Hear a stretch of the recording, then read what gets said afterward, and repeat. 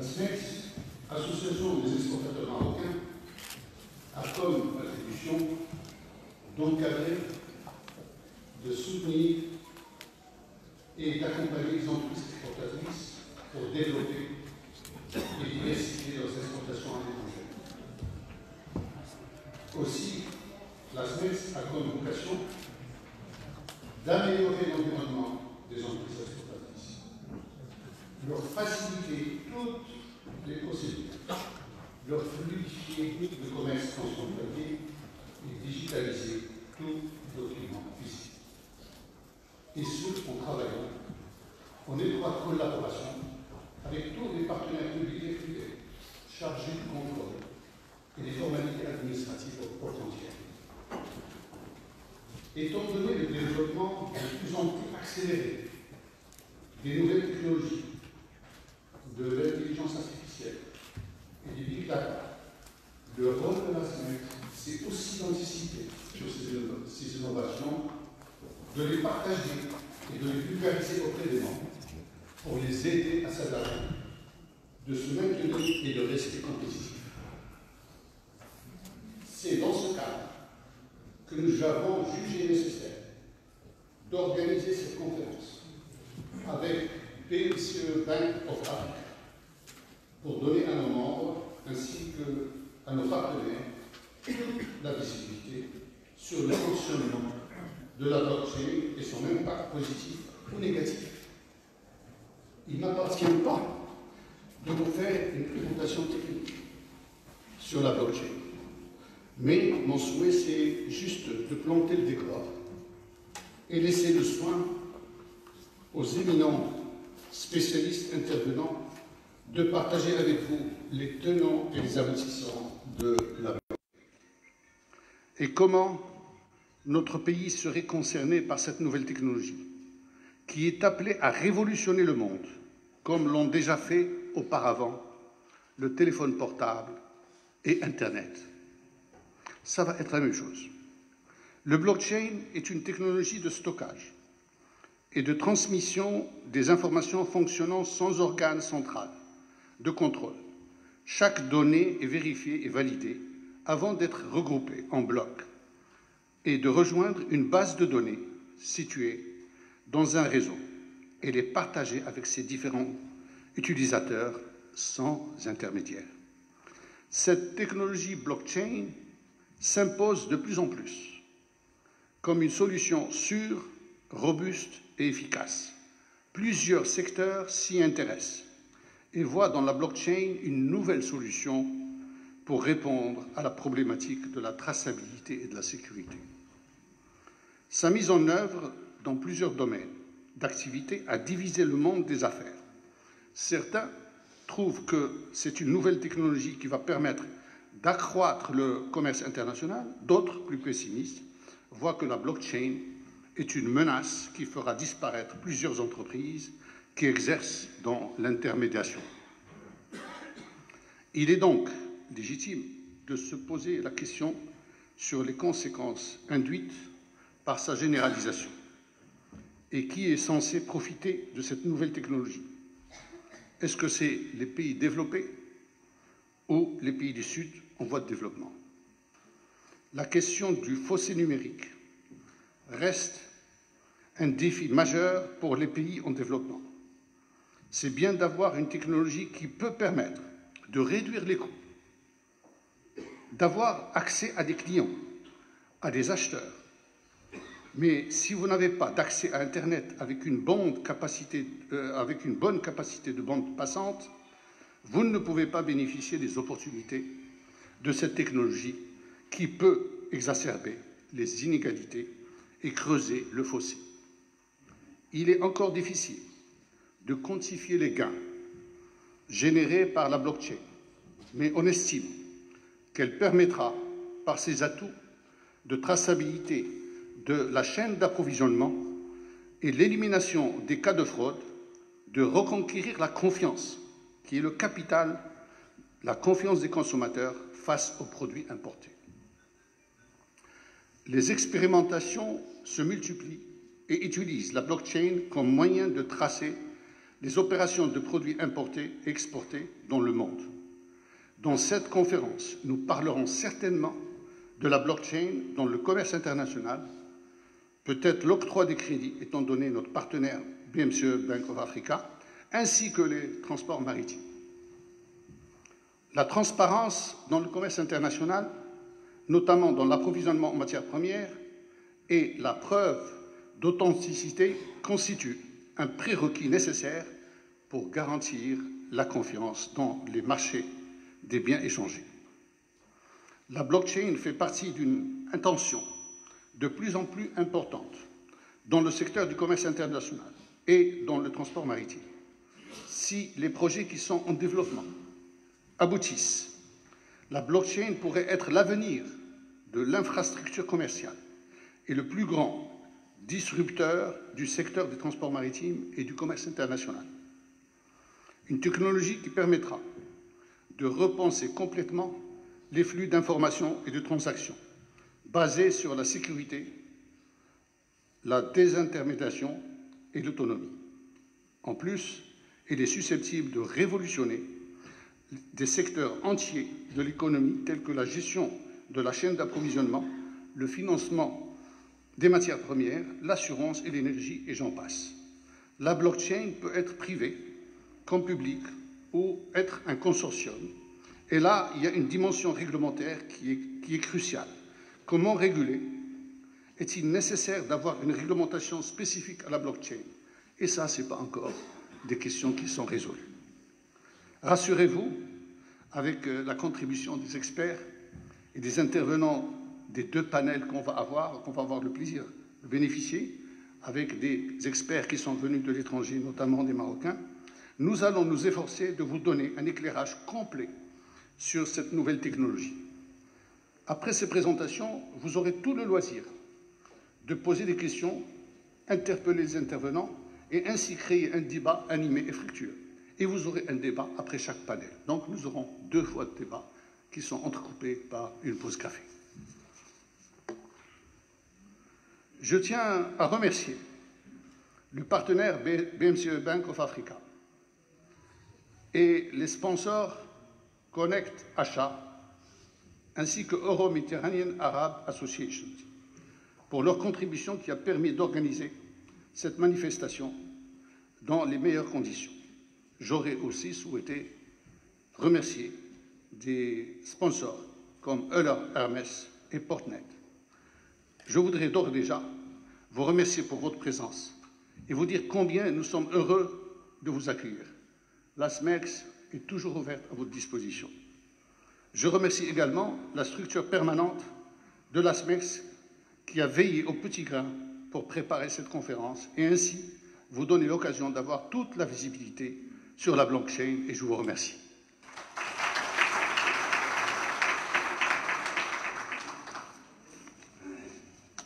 Donc, j'ai bien dit que nous allons avoir 2 panels. Un panel où il va faire un focus sur le commerce international et peut-être la finance. Et le deuxième panel, c'est le transport et le transport maritime. Alors, je vais appeler mes amis avec lesquels j'ai eu le plaisir de partager un déjeuner tout à l'heure pour venir ici au panel numéro 1. Donc, malheureusement, un des panélistes qui est Olivier Lasmol, qui est français et qui est chef du département Supply Chain Management et Sciences de décision professeur associé en droit maritime. À cause de manifestations et de grèves hier à Paris, il n'a pas pu prendre son avion. Mais il a eu la gentillesse de nous envoyer sa présentation. Et si vous permettez, si vous laissez votre email, nous allons vous la distribuer tous ensemble. D'accord? Pardon? Bon. Alors, j'appelle donc Monsieur Jalal Benhayoun, directeur général de Portnet. Vous connaissez Portnet, c'est le guichet unique du commerce extérieur. Voilà. Monsieur Mamoun Tahri Joti, directeur du Centre d'intelligence économique BMCE Bank of Africa. Monsieur Hicham Hamadi, mon très cher ami, vice-président de la SMEX, en charge de l'économie numérique. et Si Hassan Balawi, Associate Professor, Mission Leader, Université Mohammed V. The last but not the least, Radip Melhi, Chief Operation Officer Singapour. S'il vous plaît. C'est le grand spécialiste de la blockchain. Il est venu spécialement pour vous partager ces informations. Alors,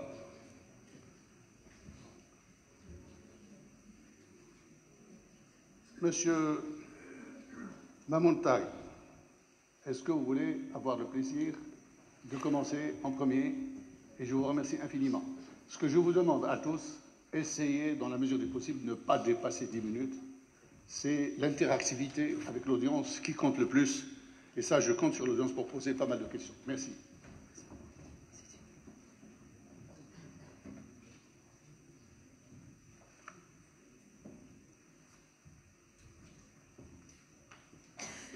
Bonjour à tous. Merci d'être venus aussi nombreux. Je vous remercie effectivement au nom d'Asmex, mais aussi au nom du groupe PMCE.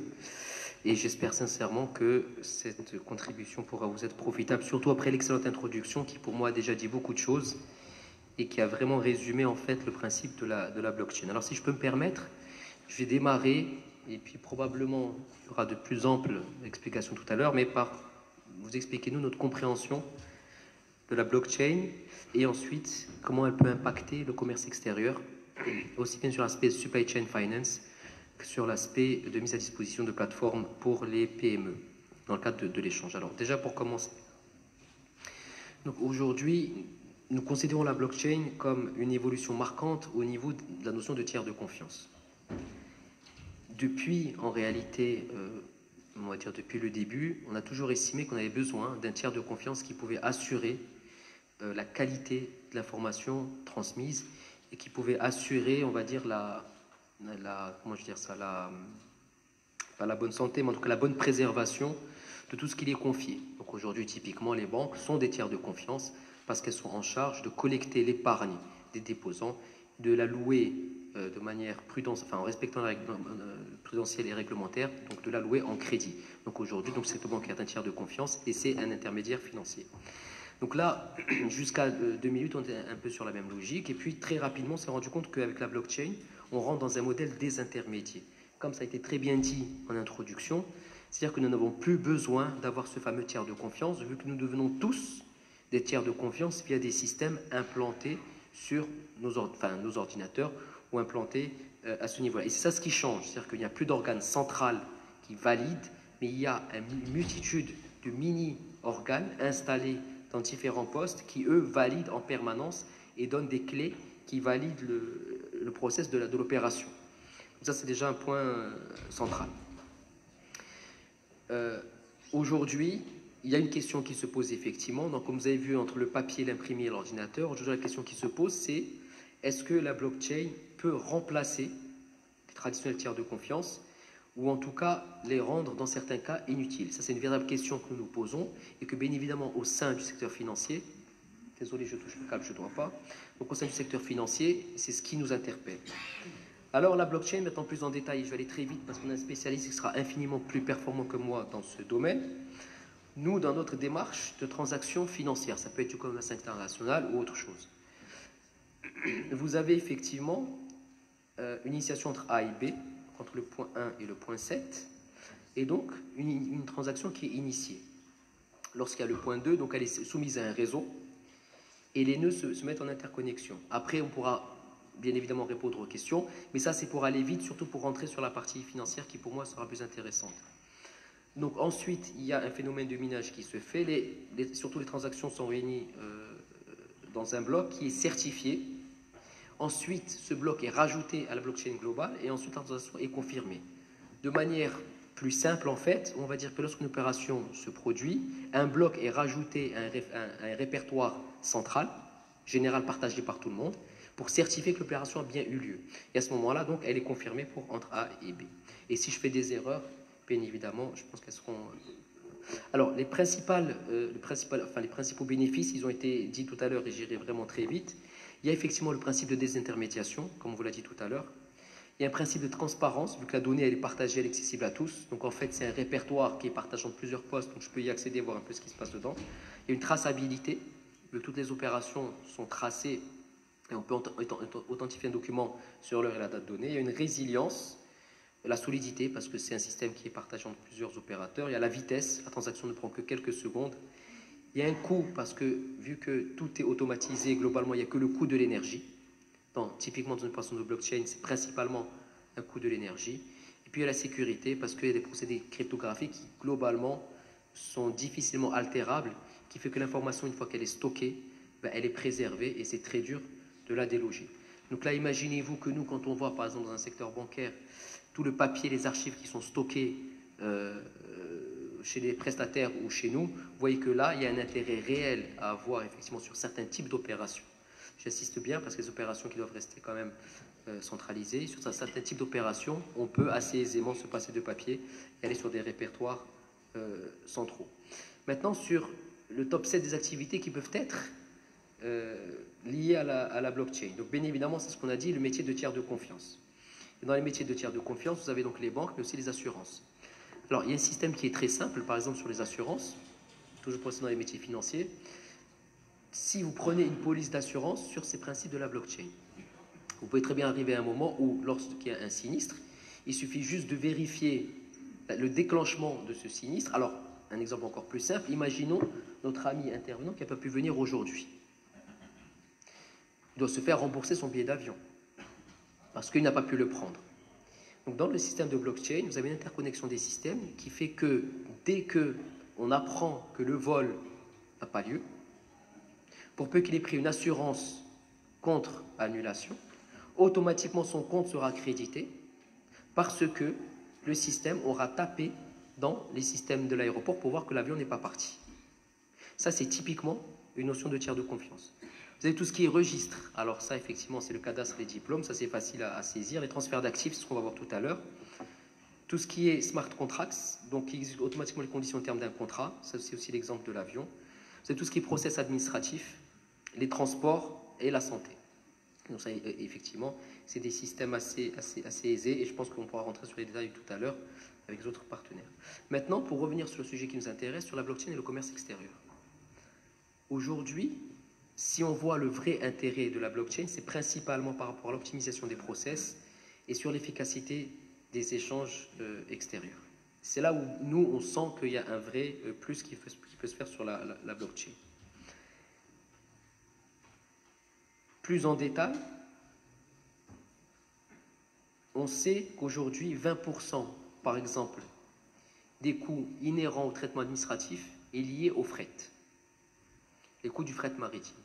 Donc si techniquement on arrive à automatiser l'ensemble de ces tâches-là, on se rend compte qu'il y aura un gain immédiat sur ça. Donc là, on reste sur le transport, par exemple. Il y a aussi tout ce qui est accès au financement. C'est des choses qui sont intéressantes et vous avez tout un tas d'exemples en bas, en plus du déclenchement automatique. Là, de la même manière, imaginez qu'une cargaison n'arrive pas en bon état ou ne peut pas venir en bonne et due forme. Pour peu qu'on constate, qu'il y a un moyen de constater effectivement qu'une cargaison n'est pas dans l'état auquel est souhaité, automatiquement l'indemnité peut se mettre en place. Et vous, importateur ou vous, exportateur, pouvez bénéficier cette indemnité, cette assurance tout de suite. Donc ça, c'est des cas concrets et c'est des cas aujourd'hui sur lesquels les gens sont en train de travailler réellement sur ces sujets-là. Il y a aussi tout ce qui est trade finance, particulièrement pour les PME. On voit que dans les opérations de crédit documentaire ou autres, pareil, à partir du moment où il y a un principe de papier qui peut être transmis, automatiquement je confirme ou j'infirme une transaction. Et la banque, elle est chargée de pouvoir assurer ce genre de logique-là. Et ça, c'est vraiment, on va dire, les domaines les plus sensibles, les plus pertinents sur lesquels on est en train de travailler aujourd'hui. Pour conclure, on ira cette fois-ci sur des exemples concrets qui ont été mis en place. Vous allez voir ce qu'il y a. Et puis, quand même, un peu une limite à tout ça. Donc, le premier, c'est TradeVinance pour les PME.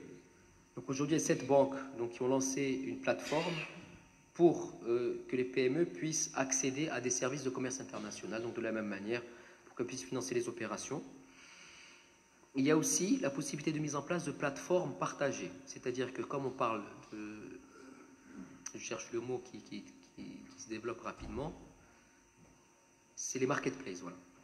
Tout comme on fait des marketplaces pour les exportateurs, on peut aussi faire un équivalent de financing place pour les PME où, lorsqu'elles se connectent sur un site, elles ont la capacité réellement d'accéder à l'ensemble des possibilités de financement. Donc, elles vont aller sur l'offre, la meilleure offre, en tout cas, l'offre qui leur correspond le plus. Donc, c'est ça aussi ce qui est intéressant sur la blockchain, c'est qu'on peut mettre en place des services supplémentaires pour pouvoir optimiser le coût des opérations. On a la sécurité alimentaire, sur la traçabilité, ça c'est évident. À partir du moment où c'est la nourriture d'où elle vient, comment on peut manger, on peut livrer plus rapidement. Et les paiements transfrontaliers, donc là tout ce qui est droit de douane, ça a été dit tout à l'heure lors de l'introduction, on peut effectivement de la même manière rendre ça totalement automatique, faciliter les paiements, les financements internationaux, et puis tout ce qui est effectivement matière première pour les achats. Volontairement, je reste un peu vague dans cette partie introductive en attendant vos questions pour avoir et respecter le temps et avoir des choses plus précises. Par contre, il y a un point sur lequel je voulais vraiment insister, c'est qu'aujourd'hui, on parle beaucoup effectivement de nouvelles technologies, on parle beaucoup de blockchain, on parle beaucoup de révolution. Et ça, je parle en mon nom et pas en nom de l'institution qui m'emploie ou de qui que ce soit d'autre. Ouais, pour moi, c'est encore un peu prématuré de se...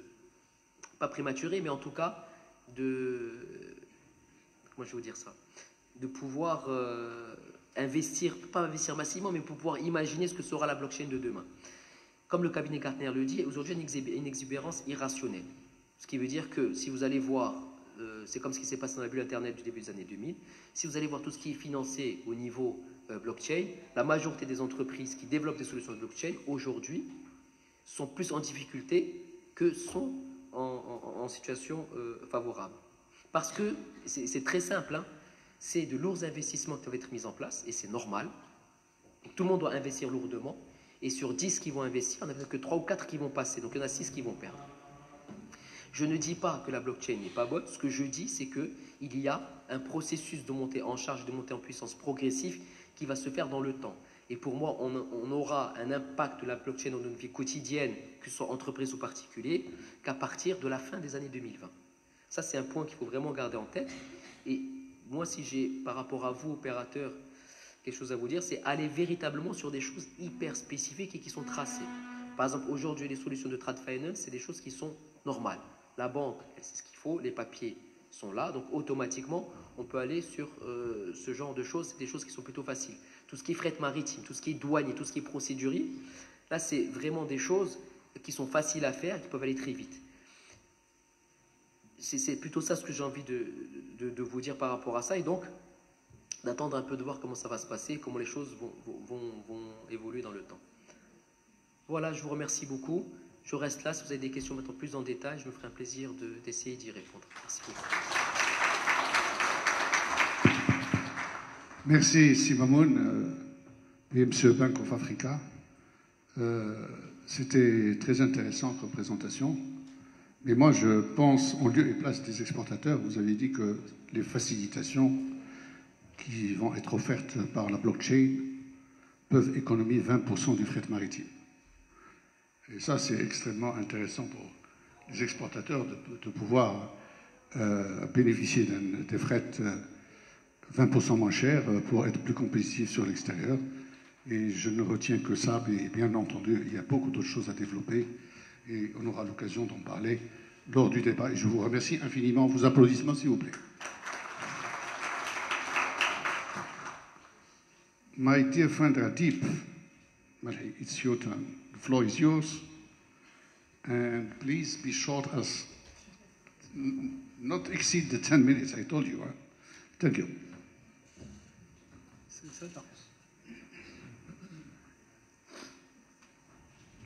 Hi, good afternoon. So I apologize in advance. I will be speaking in English. My French is not only not good, it's non-existent. Could you, sorry, because we have your presentation. Yes. We will translate it in French afterwards and we will send it to everybody here. Just be relaxed and give your presentation, okay? So as you can see, I've been given the task of explaining what blockchain is in 10 minutes. So I'm gonna try.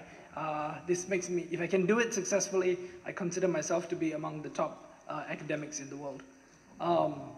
So first and foremost, my name is Rondeep Melhi. I am the CEO of Blockshine Singapore. We are a global management consulting firm, about 300 professionals now. We help organizations and governments take on their most difficult projects with regards to blockchain and resolve them. In terms, we implement them, we advise them, and we build out the solutions. So what is blockchain? So I think this quote sums it up very nicely, is blockchain will fundamentally change market structures and maybe even the internet itself. I think it's been, I think earlier we alluded to it that, this is going to be the next revolution in information technology. And I think a lot of smart people agree with that. So what is blockchain? Blockchain is the byproduct of Bitcoin. So just to be very clear, I'm not here to sell you any Bitcoin. I don't want to sell any Bitcoin, but this technology came out of the use of Bitcoin. It was created to make Bitcoin work. And why is this unique? So for instance, if I pull 500 dirhams out of my wallet right now and I hand it to you, immediately you have it and I don't have it. So that's how physical money works. But for digital goods, if I scan a 500 dirham note and I have the PDF and I email it to you, we both have it. So that's not a good digital transfer of money. So the blockchain helps this transfer actually occur in a way that all the parties can trust. You can transfer things over the internet and they actually leave one place and go to another. So blockchain is the technology. Bitcoin is just the first mainstream manifestation of its potential. So why does it exist? I think that's very important to understand when it comes to new technologies. Why does it exist? We already have a lot of databases. So very interesting small history lesson here about the financial crisis of 2008-2009. Something I'm personally quite familiar with. At the time, I was working on Wall Street and I was actually building some of the products that were blamed for the collapse. So I apologize in advance for this. But because of that, I actually got to be part of the solution as well. But during this time, there was a lot of distrust for centralized institutions. People didn't trust the government, the banks, the regulators, they all seemed to have failed. And around this time, somebody, man, woman, a group, a child, we don't know, somebody by the name of Satoshi Nakamoto published a white paper regarding Bitcoin. And he described what would become blockchain technology that enables Bitcoin to exist. So blockchain, what is it in the end? It's a digital ledger in which transactions are recorded chronologically and publicly. That's all it is. It's a new kind of database. So what are the characteristics of a blockchain? First, consensus. Everyone needs to agree to follow the same rules because we are all on the same system. Provenance. Where does assets come from? Again, let's go back to the money example. If you have money in your wallet, you don't know where it's come from. Interesting statistic I read is about 80% of $100 bills in America have trace amounts of cocaine on them. So very interesting. So you don't know where your money has come from. With blockchain technology, you can actually see the full provenance. You can see the full history of where every asset has been. Immutability. This is very important as well. Nobody can modify a transaction once it has been made. That's why you can trust the data that's on the blockchain because it cannot be altered by another party. Finality, there's only one ledger for the whole network. We all are looking at the same set of numbers at all the time. So there's no dispute, there's no reconciliation of ledgers, it's just one set of records. So why is it secure? So by distributing the ledgers across the network, there is no single point of failure. We always hear about these hacks, these data breaches going on all around the internet with these big internet companies. And that's because there's a single point of failure for hackers to attack. This does not work. The blockchain removes that possibility. You would have to hack 51% of the computers on the network at the same time, which it's quite difficult. Bitcoin, going back to that, is worth about $130 billion. Today, that's about 130 billion reasons for somebody to hack it and steal. Hasn't happened yet in 11 years, just to show you the security of the technology. So how does it work? So the difference is if you tell your friend, hey, I owe you 100 dirhams, and then when they come to collect, you say, actually, it was only 50. It's because both of you were the only parties in the transaction. So there's a dispute there. This is what happens when you go to the bank. If you deposit money, only you know how much and the bank knows how much. So this is a peer-to-peer transaction. But then what happens on a blockchain is, instead of saying to your friend, hey, I owe you 100 dirhams, you tell everybody, hey, I owe them 100 dirhams. So later on, if I want to go back and change it, everybody has a record that it was actually 100, so you can't lie on this network. So what does this mean, right? This technology, it's interesting, it's a little bit technical. What does that mean in terms of how it's going to change the way we interact with each other and do business? Right? So this is an interesting transaction I'd like to point out. A few months ago, somebody moved $1 billion of Bitcoin and paid about $500 to the network. It took about 10 minutes, which I think is very impressive, right? And again, because everything is publicly recorded, you can actually see here, you look at the bottom line, you can see that very big transaction, it happened. So what does that mean? So additionally, there was this transaction in 2018, last year, where somebody moved $100 million of Litecoin, paid 40 cents, and it took 150 seconds. Right, now I want you to, please, if you want to take a picture of this slide, take it to your banker tomorrow and say, hey, listen, I want to move $100 million. I'm going to pay you 40 cents, and you have 150 seconds to do it. He's gonna laugh at you. Now, the good thing is he's going to be laughing today, and he's going to be out of a job soon enough if we can make this happen. So again, this is public information. So I just want to show you again about the level of transparency that we have. We don't know who did it, but we can see that it actually did happen. So now the other feature of blockchain is absolute ownership, right? So something on the blockchain is you have what you call a public key and a private key. So think of your public key as your bank account number. You can give anyone your bank account number because all they can do with it is deposit, right? If people want to deposit into your bank, that's wonderful, right? And the other thing is the private key, which is your PIN number. That's the one you don't want to give to anybody. So how does this work on the blockchain? You have your private key, which enables you to access your assets. So one example of how this changes things is there was this CEO of this Canadian company called Quadriga CX that died, and he kept the private key in his head.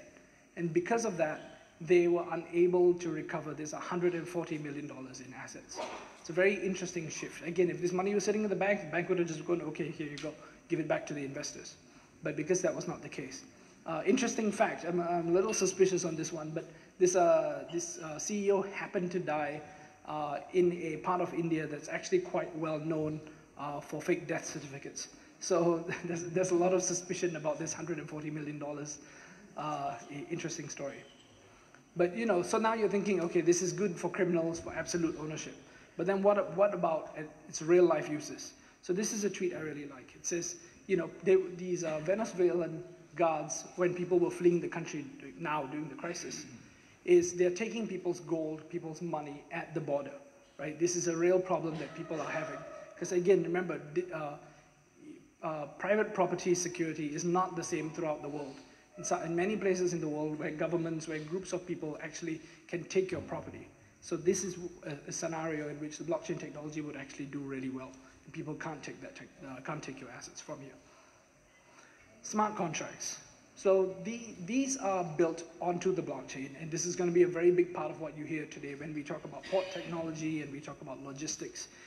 Smart contracts are basically bits of code, legal contracts that have been translated to code, put onto a blockchain, and actually execute themselves.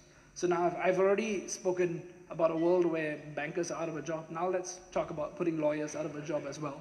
When you don't necessarily need a third party, you don't need a lawyer to execute these contracts anymore because they're all put into code. So now let's talk about what blockchain can't do. I know for the last few minutes, I hope it's less than 10 still, I've been talking about all the magical things that the blockchain can do. So now let's be a bit realistic and come back down to earth and talk about what it can't do. Blockchain can't solve human error. I've got clients who come up to me and say, hey, listen, I've got this problem. And oftentimes it's human error, and that's not something that technology can fix. You want to talk to a HR consultant about your culture. So the data has to be accurate initially. Again, remember, it's immutable. You can't change the data. What people do if there is a mistake is they make a second record correcting the first. But forever that mistake will be seen, and it's an offsetting record. So it has to be accurate initially. Is immutability or permanence a good thing? This is a very, very interesting, this is a more philosophical concept. Should your data be preserved forever and unchangeable? Is that a good thing? Is it a bad thing? Who you voted for instance, is that anybody's business? Should that be a permanent record? You know, and again, like all these systems are decided by people. So there's politics. That's always a big problem. It's not always the best ideas that become the most popular. We know that, we've seen that around the world now. And this is just simple bias in politics. So again, if everyone needs to agree on the rules, but is it always going to be the best rules that come to the forefront? So I like this quote from Vitalik. It says, most technologies automate away the workers to make the company richer. Blockchains automate away the center. Instead of putting the taxi driver out of a job, the blockchain puts Uber out of a job and lets you transact peer-to-peer. So what benefits can it bring for corporations, for governments? And again, like, you know, this is what I talk to my clients about. Greater transparency, right? Again, if everyone is sharing the same records, if everyone can see the records, that's going to be a huge benefit. We've seen a lot of organization with a lot of paper records, a lot of reconciliation to be done, a lot of lost time and efficiency, and a lot of extra workers even just to consolidate records. Enhanced security, we already talked about how, because this data is encrypted, because you cannot alter data once it's on the chain, it provides a much enhanced security. Interesting thing I heard a few weeks ago from a friend who works in cybersecurity is something that regularly happens when there is a hack. Hackers will go in, extract the data they want, and then they clean their tracks on the way out. So with the blockchain, it's going to be impossible to clean your tracks. At the very least, you're going to have a lead on who did it and at least be able to see the tracks. Traceability, I think that's going to be a big topic for today when we're talking about shipping logistics. More and more consumers want to know where everything they buy comes from, right? Is this diamond, has it been mined by a child? Is my leather shoes ethically sourced? Is my chicken happy before I eat it, you know? So people want to know these things more and more. So I think this is going to be very important. Again, like once you have a system with all the suppliers on the chain, this will create a system. We envision a world where there's a QR code on most products and you just scan it and you'll be able to see its history. And we are actually working on that with a couple clients, specifically for avocados from Mexico. Of course, we won't say it comes from the cartel. So lastly, increase efficiency and speed. When you combine all of the other benefits, you realize that you can take out a lot of human error, a lot of third-party mediation. You don't have to reconcile multiple ledgers. It's much easier. In the end, blockchain, you know, the first article I read on blockchain in 2013, it said blockchain, the trust machine. So imagine how much time and energy you save if you could trust all the parties you're doing business with. So that's how you increase efficiency and speed. So with that, thank you very much. My name is Randeep from Blockchain.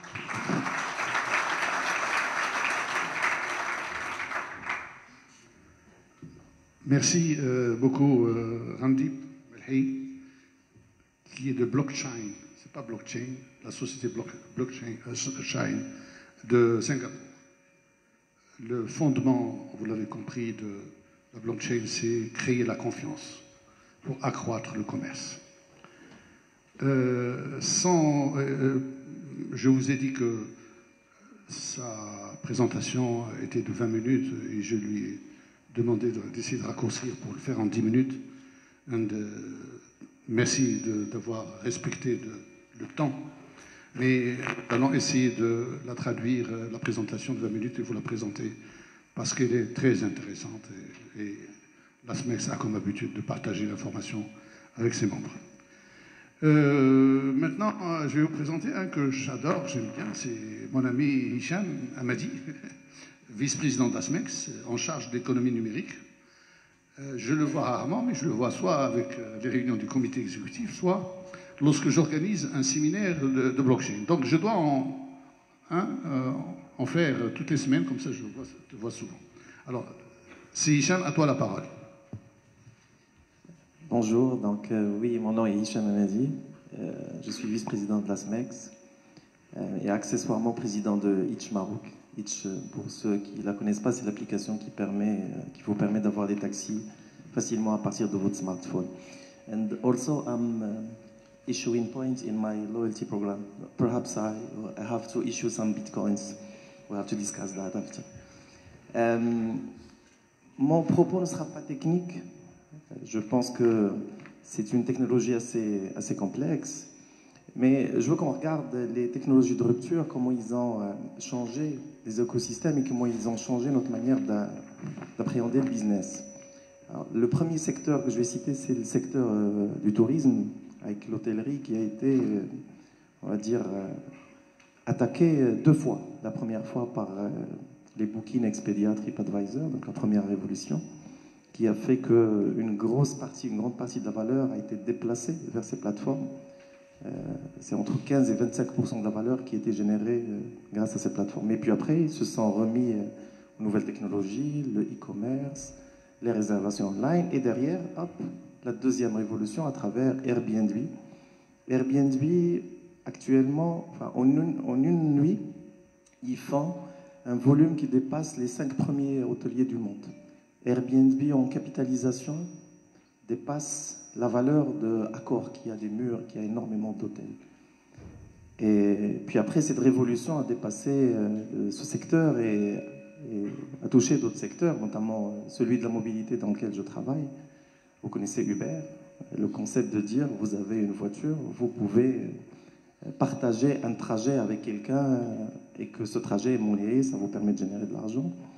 Et puis après, on est en train d'aller vers la voiture autonome, hein, les Tesla qui sont en train de révolutionner l'écosystème.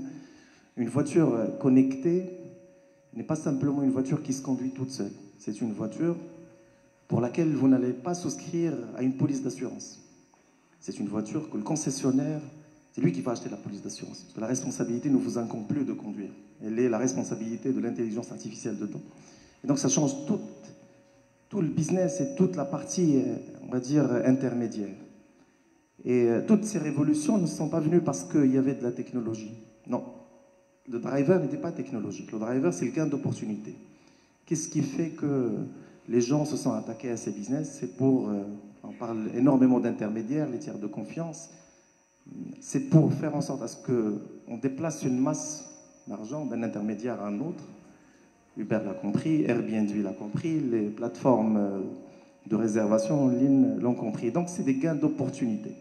Et c'est ces gains d'opportunité qui drivent les innovations de rupture. Alors, on arrive à la blockchain, c'est quelque chose qui va, à mon sens, enfin sur laquelle on est, moi, à mon avis, on est déjà en retard parce que les risques qu'un majeur lance ce type de crypto-monnaie sont énormes.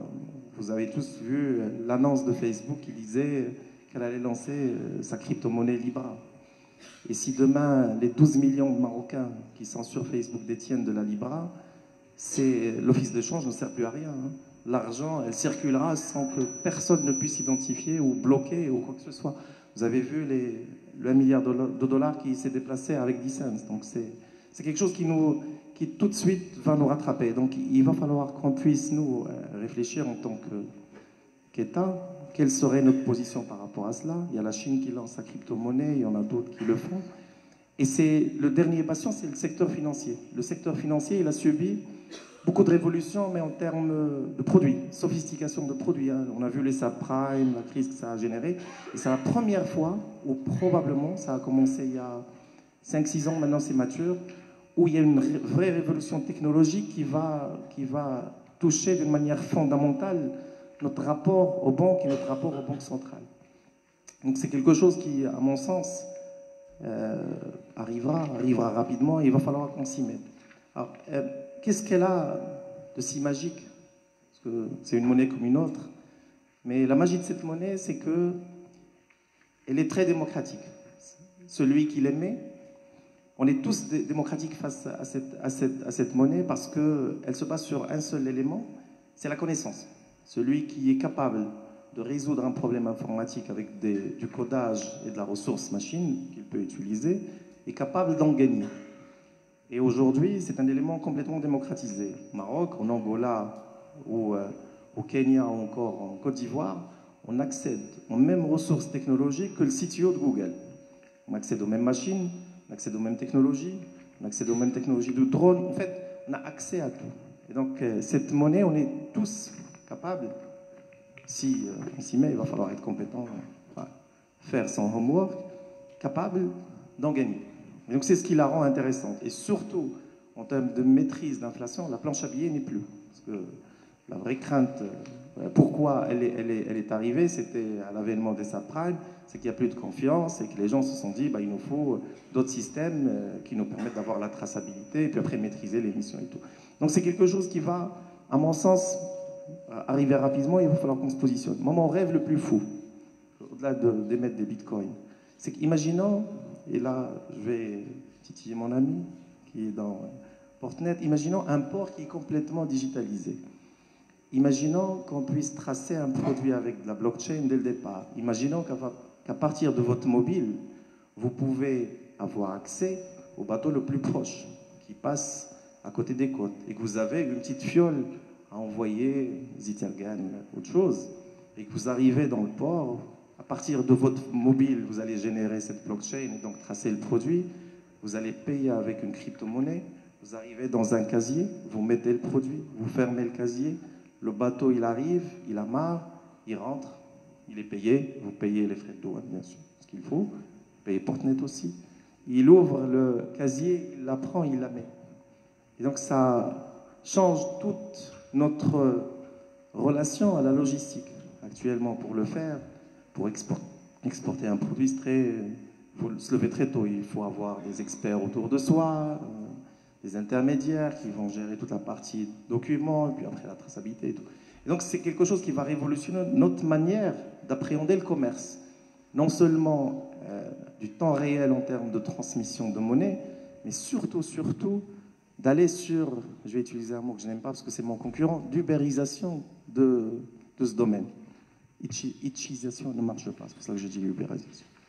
Voilà, c'est quelque chose qui va certainement arriver vite. Est-ce que notre responsabilité en tant qu'entrepreneur ou en tant qu'exportateur, c'est de s'y mettre.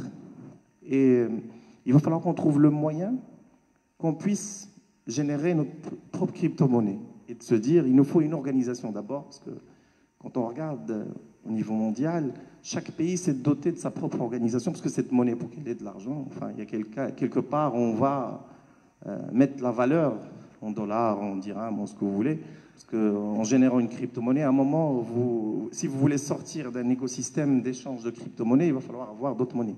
Et donc, il va falloir qu'il y ait quelqu'un qui acceptera d'échanger cela.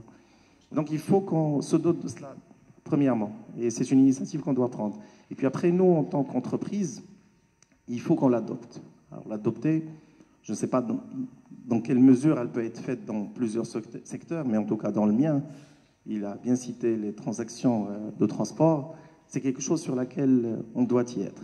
Donc oui, pour moi, on est déjà en retard. C'est quelque chose il ne faut pas avoir peur, ça arrivera, qu'on le veuille ou pas. De toutes les manières, les grands qui agrègent les données actuellement s'y mettent. Et surtout, ça peut être structurant pour nous, au vu de la situation de l'informel qu'on a. Donc ça peut être quelque chose qui permet de ramener de l'informel vers le formel, avec des systèmes de compensation et des systèmes à moindre coût. Le coût actuellement de l'intégration de l'informel, enfin on l'a vu, dans la loi de finances, ça coûte 10%, il faut payer un impôt. Avec cela, peut-être, on réduira encore les 10%, on intégrera tous les mauvais payeurs, et puis après, autre chose. Donc oui, pour moi, c'est la vraie révolution qui arrive, et il était temps que ça touche le secteur financier, même si le sponsor de cet événement est une banque, il était temps qu'il se remette aussi un petit peu en cause et qu'on ait d'autres systèmes innovants pour encore aller plus loin dans le commerce international. Alors, merci beaucoup. Merci Hicham. Je le rappelle, vice-président de l'ASMEX. L'ASMEX est présente en force. Il y a tout le comité stratégique qui est là. Le président s'excuse qu'il n'est pas là parce qu'il est légèrement fatigué. Mais c'est Hicham a présenté une facette différente par rapport à cela. Quoique Simamoun a dit que ce n'est pas pour demain, lui il dit pourquoi pas, on peut vendre un produit de terroir, réserver un fret, un bateau qui est en rade, et déclencher tous les documents à travers son portable. Je ne sais pas, moi je vois les difficultés qu'on a déjà à faire les choses avec des procédures tracées, etc., avec tous les partenaires, mais je reste optimiste que pour notre pays, on va bientôt arriver à cela, parce qu'il y a beaucoup de matières grises, il y a beaucoup de choses, et on peut le faire. Alors, sans trop tarder, parce qu'on a pris un peu de retard, je vais demander aussi à mon ami, tu sais de qui je parle. Voilà. Il va vous faire une présentation, Si Jalal Ben Hayoun, directeur général de Portnet. Portnet, excusez-moi de devancer, je ne sais pas si tu vas le faire.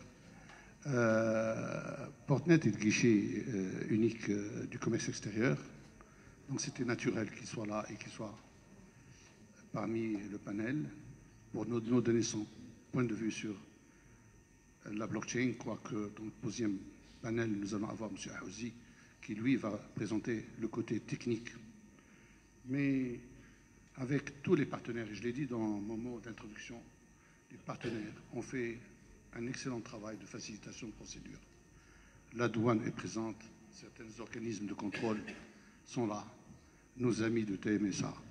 Et tout ça, ce travail-là est fait et on avance très vite par rapport aux facilitations, à la dématérialisation, et j'espère que nos amis de douane ici présents vont pouvoir intervenir dans le panel tout à l'heure, et c'est extrêmement important.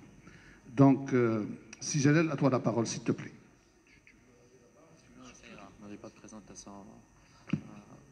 Bonjour tout le monde, c'est un plaisir d'être parmi vous, comme d'habitude. Merci, Monsieur le Vice-président, d'avoir pris l'initiative d'organiser ce séminaire fort intéressant. Et on a toujours le plaisir de s'associer parce que c'est la deuxième fois, souvenez-vous, qu'on parle de blockchain. Donc la dernière fois, c'était l'année dernière, en parallèle à la conférence annuelle de Portnet. Aujourd'hui, en tout cas, moi, je ne suis pas un expert, je suis profane, en tout cas, en ce qui s'agit de blockchain, mais j'ai voulu un petit peu répondre favorablement à l'invitation de notre vice-président pour un petit peu parler différemment de ce qui a été dit. Aujourd'hui, on parle de la blockchain comme une solution à tout, comme la technologie qui va résoudre tout et qui va remplacer tout. Et c'est un petit peu faux. Aujourd'hui, on le remarque, l'engouement pour les crypto-monnaies commence un petit peu à s'émousser. Il y a des récentes découvertes qui font un petit peu bouger tout en termes de sécurisation, en termes et je vais en parler. En tout cas, la blockchain, pour nous, est une technologie, comme n'importe quelle technologie, qui a bien entendu des points forts, qui a des avantages et qui a des inconvénients. Donc, on en a parlé tout à l'heure. On dit que la blockchain, aujourd'hui, c'est la technologie qui ubérise Uber. C'est-à-dire qu'on n'a plus besoin d'Uber. Donc, c'est les clients et les transporteurs peuvent fonctionner ensemble sans tiers de confiance aujourd'hui, qui est Uber, et n'ont plus besoin de ce tiers de confiance.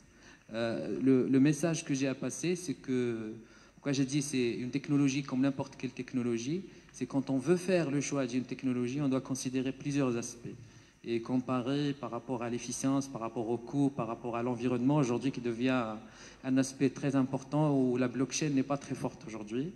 Et je voudrais donner quelques exemples. Donc justement, on est en train de regarder cette technologie de très près au niveau de Portnet SA. On est sur plusieurs initiatives avec plusieurs partenaires nationaux et internationaux. Il y a un partenaire avec nous aujourd'hui qui est l'Association internationale des Port Community Systems. On les remercie d'avoir répondu présent à cette invitation. Donc quand on veut faire la blockchain, la première question, est-ce qu'on a un problème de confiance? Parce que la blockchain répond à cette problématique de confiance. Si on est dans une communauté où il n'y a pas de problème de confiance, investir sur la blockchain n'a pas vraiment, et ça c'est un petit peu les avis de tous les experts au niveau du monde, n'est pas forcément la bonne solution et il faut la considérer parce que c'est cher, c'est pas très efficient en termes d'environnement et c'est pas efficient aussi en termes de stockage parce que le stockage se fait d'une façon distribuée. Est-ce que le problème d'identité est un réel problème pour nous? Parce que si on n'a pas de problématique par rapport aux identités de tous les acteurs qui vont travailler ensemble sur un processus, il faut considérer sérieusement pourquoi on va utiliser la blockchain La technologie en soi n'est pas une fin.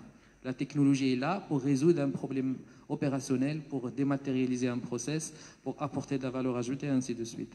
Un autre point, c'est qu'aujourd'hui, on dit que la blockchain est une technologie qui ne peut pas être cassée. C'est faux.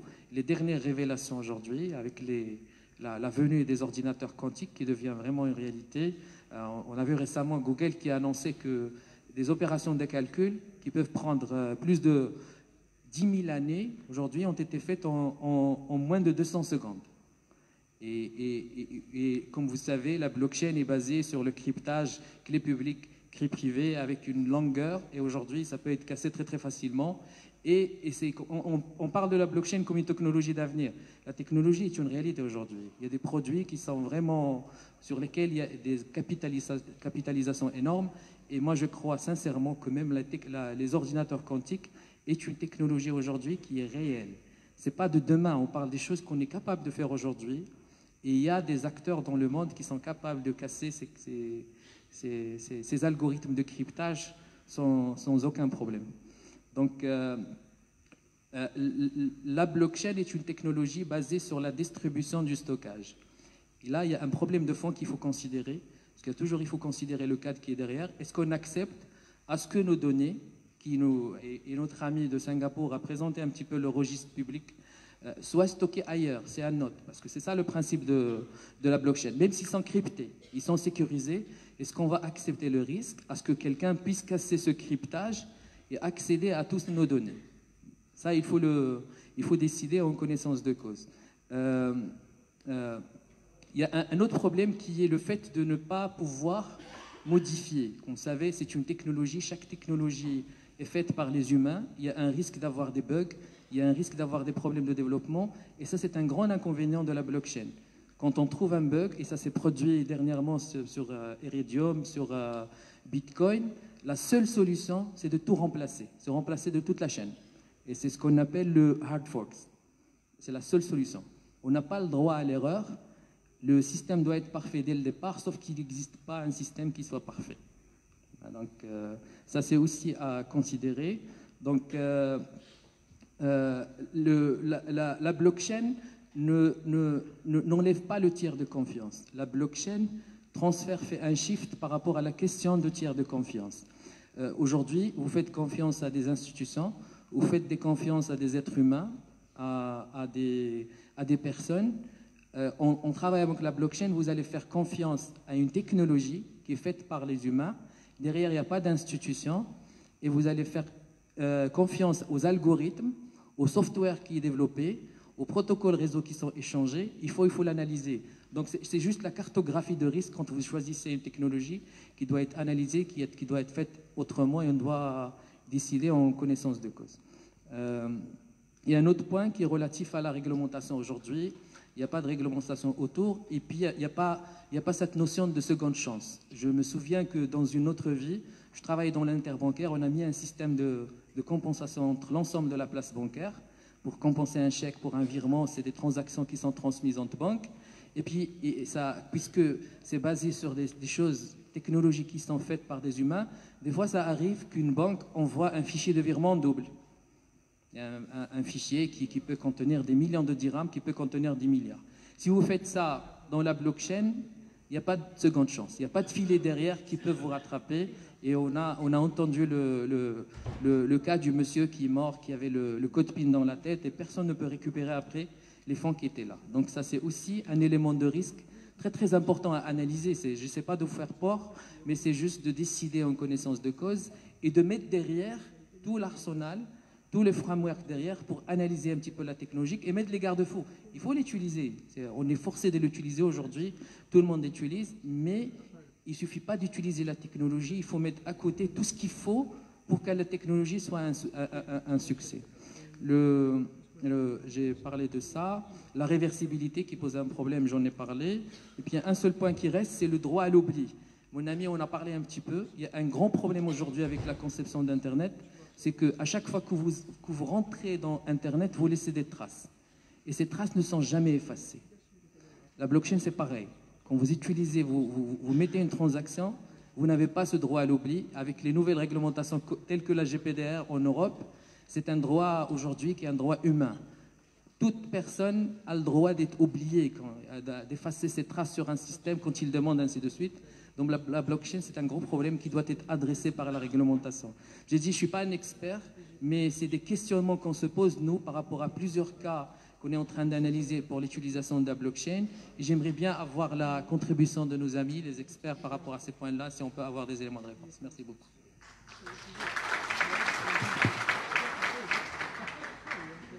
C'est très bien, Zelal, que vous avez mis en relief les inconvénients et les risques d'inconvénients qui persistent. Et c'est une bonne chose après les précédentes présentations qui ont été faites par les animateurs à côté de vous. Et tout de suite, je veux vous dire que la SMEX tient absolument à renforcer le pont qui existe avec les universités, avec les chercheurs. Et donc, on a aujourd'hui l'opportunité et le bonheur de présenter c'est Hassan Balawi, qui est professeur associé, mission leader à l'Université Mohamed V, pour nous donner une version académique de la blockchain et surtout sa présentation. Alors applaudissez Monsieur Hassan. Merci.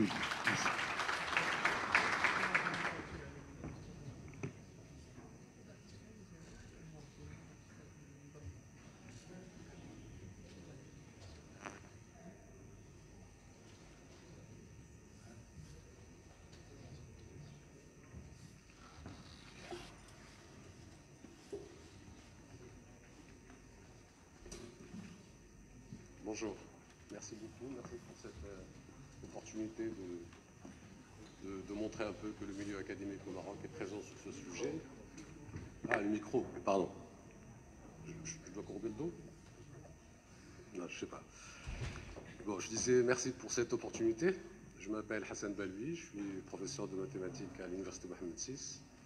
Et également, dans mes responsabilités, c'est le développement des partenariats industriels de cette université dans le cadre des programmes de recherche, et particulièrement en mathématiques appliquées, qui est notre spécialité.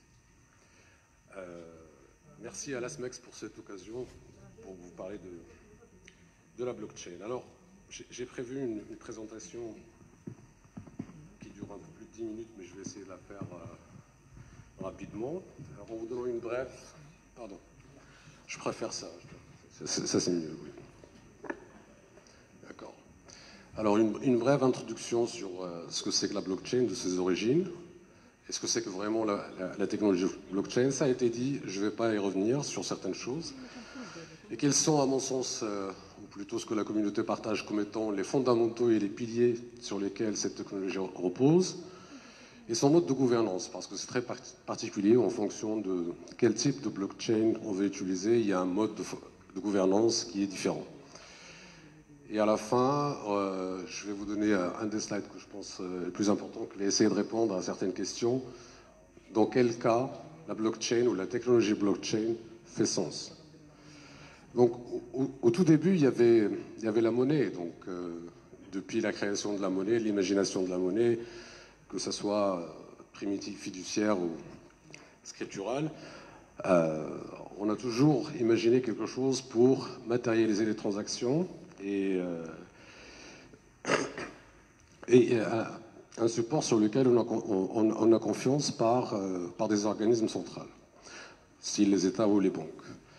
Puis après, il y a eu la dématérialisation de la monnaie, les chèques, les cartes de paiement, et tout naturellement, l'être humain pensait à un degré au-dessus, qui est la digitalisation de la monnaie et non plus la dématérialisation.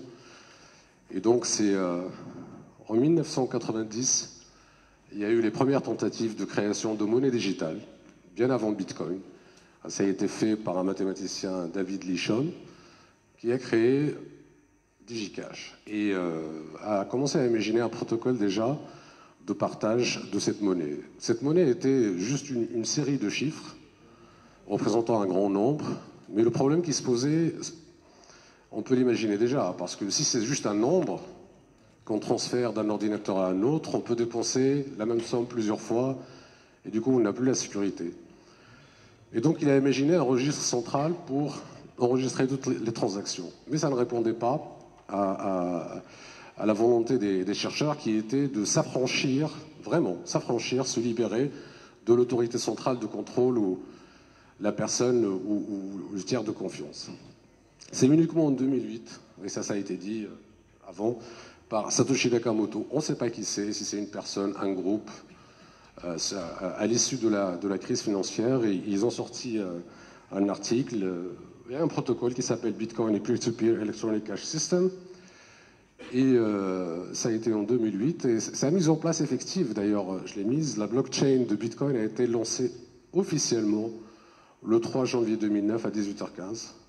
Donc c'est tout récent, c'est à peine 11 ans, et aujourd'hui elle compte à peu près 400 000 blocs. Alors, la blockchain, quoi, c'est juste une écriture numérique et digitale des transactions. Imaginez-vous, vous partez, je vais le dire déjà, si vous permettez, Mchitou al-Muqata'a pour légaliser les signatures, un de l'officier, un enregistre où il prend les informations de la carte nationale, chaque feuille est un bloc en fait, et le passage d'une feuille à l'autre suit un protocole qui est bien précis, et ça fait partie des... Ce protocole-là est très essentiel pour la gouvernance de la blockchain, et je vais expliquer un peu pourquoi. La blockchain, une fois faite, ça a été dit, elle ne peut pas être mise à jour, elle ne peut pas être modifiée, elle est inaltérable, immuable. Et pourquoi? Parce que l'un des fondamentaux de la blockchain est un fondamental mathématique, est un fondamental cryptographique. J'ai entendu dire quelques questions qui laissent planer le doute sur la force de la cryptographie des algorithmes mathématiques. D'ailleurs, la cryptographie, est-ce que tout le monde sait ce que c'est que la cryptographie? Oui? Non? Vous avez WhatsApp? Qui a dit non? Vous avez WhatsApp? WhatsApp, vous l'utilisez tous les jours. Bah, prenez la dernière conversation WhatsApp et remontez au tout début de la conversation. Vous allez voir un petit carré jaune. Vous allez voir ce qui est écrit dessus. Tout le fil de la conversation est protégé par un chiffrement. Donc vous utilisez la cryptographie toutes les secondes. La cryptographie, et ça c'est la cryptographie asymétrique, c'est... Hein? C'est juste le moyen... Vous me permettez de prendre un peu de temps ou pas? Je veux vulgariser juste cette notion de cryptographie. Je vais prendre un cas. Imaginez-vous, vous êtes à Agadir, moi je suis à Casablanca. Je vais vous envoyer quelque chose. Je vais vous envoyer une boîte. Je vais la fermer.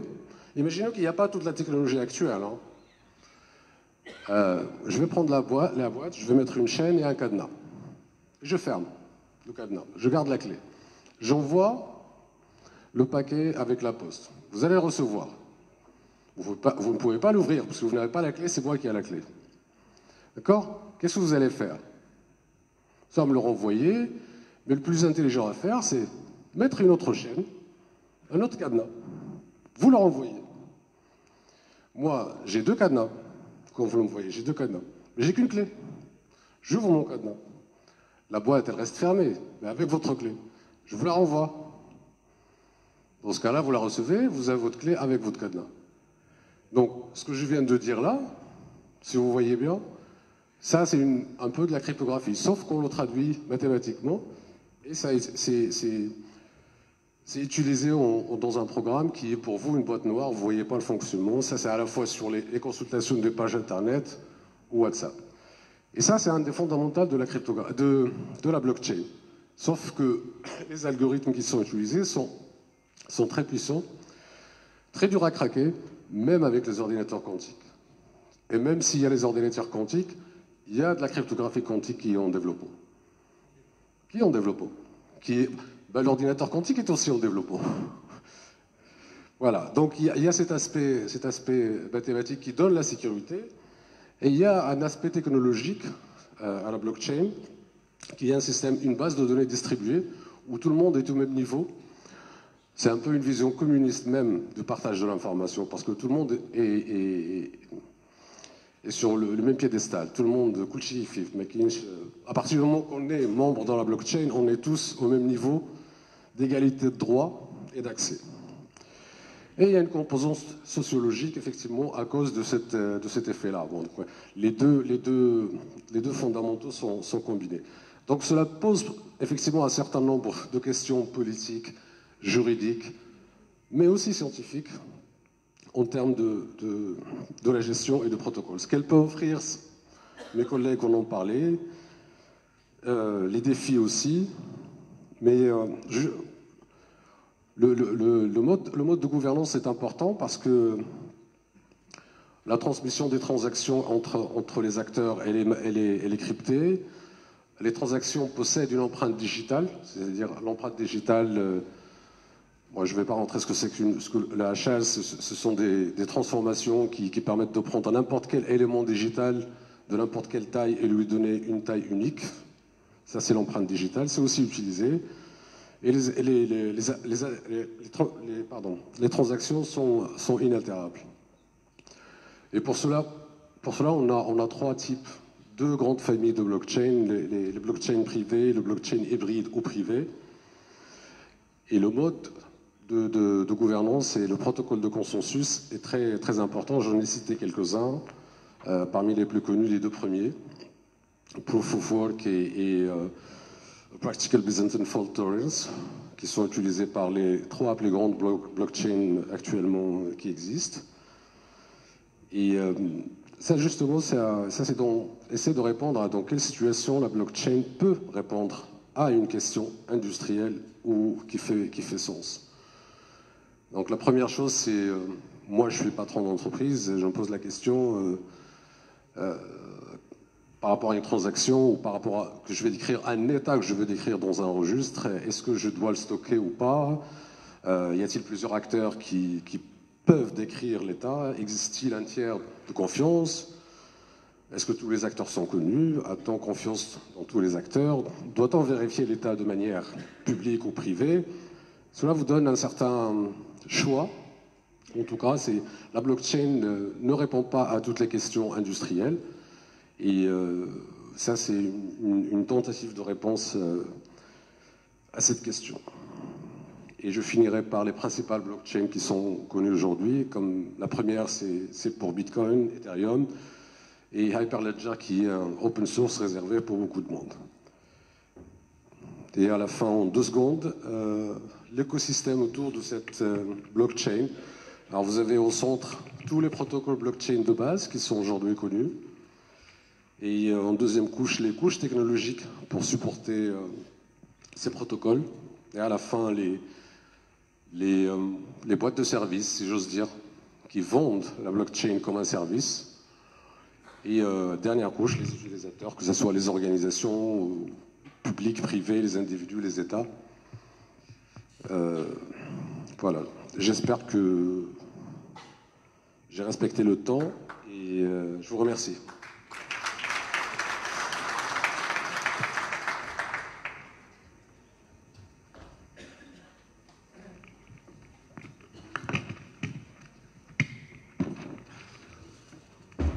Chers amis, mesdames, messieurs, c'est la partie la plus intéressante pour interchanger avec le panel numéro 1.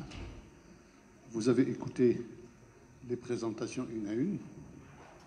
Il était des fois à l'opposé de ce qu'on pense les uns, mais c'est vachement intéressant d'avoir cette différence et de donner le dernier jugement à l'audience. Donc je vous invite à poser vos questions. N'hésitez pas, j'aurais souhaité que dans un premier temps, au moins 5 questions. Alors, qui est-ce qui va s'occuper des micro-baladeurs? S'il vous plaît, monsieur là devant, vous vous présentez et vous posez la question. Et si il y a quelqu'un à qui poser la question, vous indiquez son nom. Soyez gentil. Merci beaucoup. 1, 2. Merci, monsieur le vice-président. Et Hicham Boukhnif, directeur général du cabinet Aigle Bleu. D'abord, je vous remercie tous, l'équipe qui a veillé à l'organisation de cette rencontre, tous les intervenants. On a appris de très belles choses sur le plan stratégique, développement et technique. Ma question est la suivante. Le Maroc a réussi beaucoup de choses tout seul. La logistique, il y a quelques années, on ne connaissait pas la logistique au Maroc. Aujourd'hui, la SMEX maîtrise très bien la logistique et d'autres opérateurs nationaux. Tangemed, c'est une fierté marocaine à l'échelle internationale. Et puis une très grande fierté, c'est Portnet. Le dernier né, c'est Portnet, qui a facilité la tâche avec les autorités et les opérateurs. L'année dernière, vous avez organisé une rencontre sur la blockchain. Vous m'avez invité, j'y ai assisté. Depuis un an, je ne sais pas ce qui a été fait. Est-ce qu'il y a eu quelque chose qui a été présenté ou discuté ou partagé? Certainement. Mais moi, j'ai une recommandation à faire, puisque la blockchain est basée sur la confiance, et sur les moyens financiers, comme confirmé tout à l'heure Simamoun. Si on veut monter la blockchain très vite, dans un délai très limité, il serait très difficile pour nous. Parce que déjà aujourd'hui, on a deux problèmes. On a un problème de confiance, on est en train de travailler dessus à l'échelle nationale, et puis on a un problème de fonds, parce que ça nécessite des fonds. Pourquoi ne pas surfer sur la vague de nos partenaires, qui sont d'abord dans un premier temps les gens avec qui on a signé des accords de libre-échange, qui ont les moyens, qui ont l'expertise, et qui peuvent nous aider à mettre en place la blockchain et la financer, pour répondre au sujet d'aujourd'hui, qui est le développement du commerce extérieur national. Voilà, c'était une idée. C'est une question auquel je voudrais... Merci beaucoup. Merci. Vous inscrivez les questions, s'il vous plaît, parce que vous aurez à répondre. Une deuxième question, monsieur là-bas.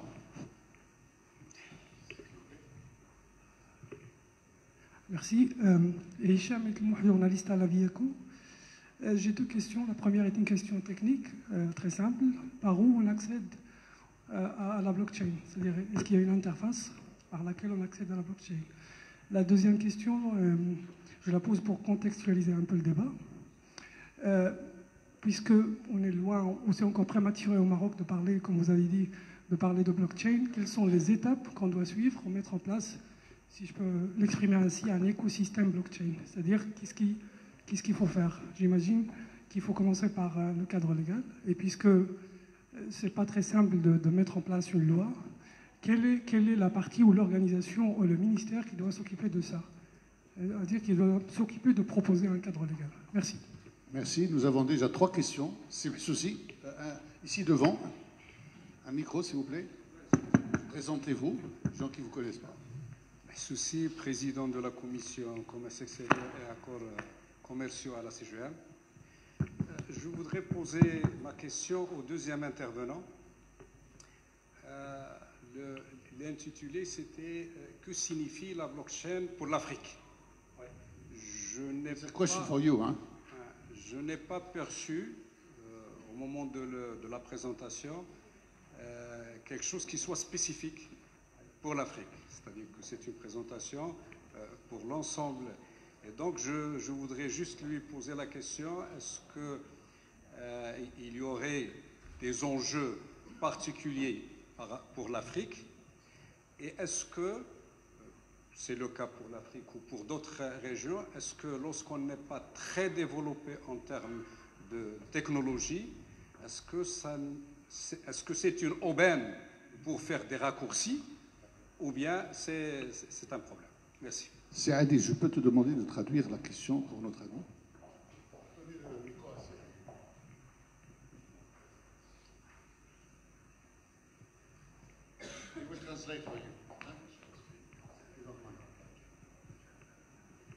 So if I got the question right, he said in your presentation, you said that you will talk about blockchain relevance to Africa, but you never mentioned Africa in your presentation.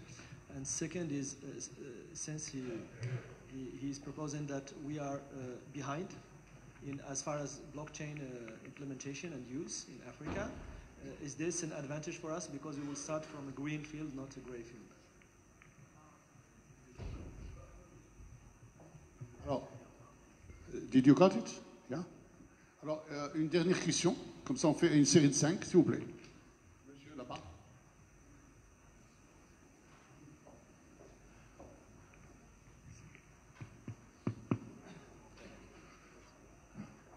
Bonsoir. Monsieur Mohamed Larbaoui, je suis consultant Je vous remercie, les organisateurs de cette conférence. Également, je vous remercie les participants pour la qualité de l'échange. C'est vraiment, on a appris beaucoup de choses. Aujourd'hui, pour une entreprise, pour être plus compétitive sur le plan international, il faut mettre en place les outils qui augmentent la performance de la rentabilité. C'est ça le plus important. Vous savez qu'en France, 80% du tissu économique, ce sont des PME et TPE. Ma question est la suivante. Quelle est la stratégie à adopter pour les PME et TPE pour mettre en place le blockchain? Autrement dit, quels sont en trois éléments, quels sont les trois piliers? Et je vous remercie. Chers amis les pénalistes, nous avons une série de 5 questions. Donc, soyez très relax, vous répondez à celle que vous voulez et vous passez le micro à votre voisin. Et on va commencer par Simamoun, s'il vous plaît. Et sachant que M. Rati va répondre à une seule question. Ça marche. Alors, si on doit choisir, moi je répondrai à la question de notre ami de la vie éco sur l'écosystème. Et comment passer par les étapes, etc. On a vu des différentes discussions que vous avez 2 points effectivement divergents. Vous avez la personne qui va vous dire la blockchain c'est la technologie d'aujourd'hui et on doit y aller. Puis vous avez la personne qui vous dit s'il n'y a pas que la blockchain, de toute façon c'est une technologie comme une autre et puis elle a déjà été craquée. Souvent dans ce genre de position, la vérité est entre deux. Souvent. Enfin moi en tout cas c'est ce en quoi je crois. Je ne vais pas me poser en juge, mais vraiment partager avec vous moi, ce que je pense. La vérité est entre les deux, parce que quand même, la blockchain, déjà pour l'écosystème, il faut des expériences réussies. Je vais vous parler d'expériences basiques et simples, c'est les SWIFT, par exemple, bancaires. Un SWIFT bancaire, c'est une opération de transfert entre une banque et une autre. C'est relativement simple, c'est relativement codifié, on a les documents. Donc c'est une application directe de la blockchain. Et l'avantage, c'est que quand on passe effectivement sur des systèmes SWIFT de cette manière-là, on gagne un temps fou, parce que c'est plus en jours, comme on a dit tout à l'heure, mais c'est en secondes ou en minutes, et puis les coûts sont nettement réduits.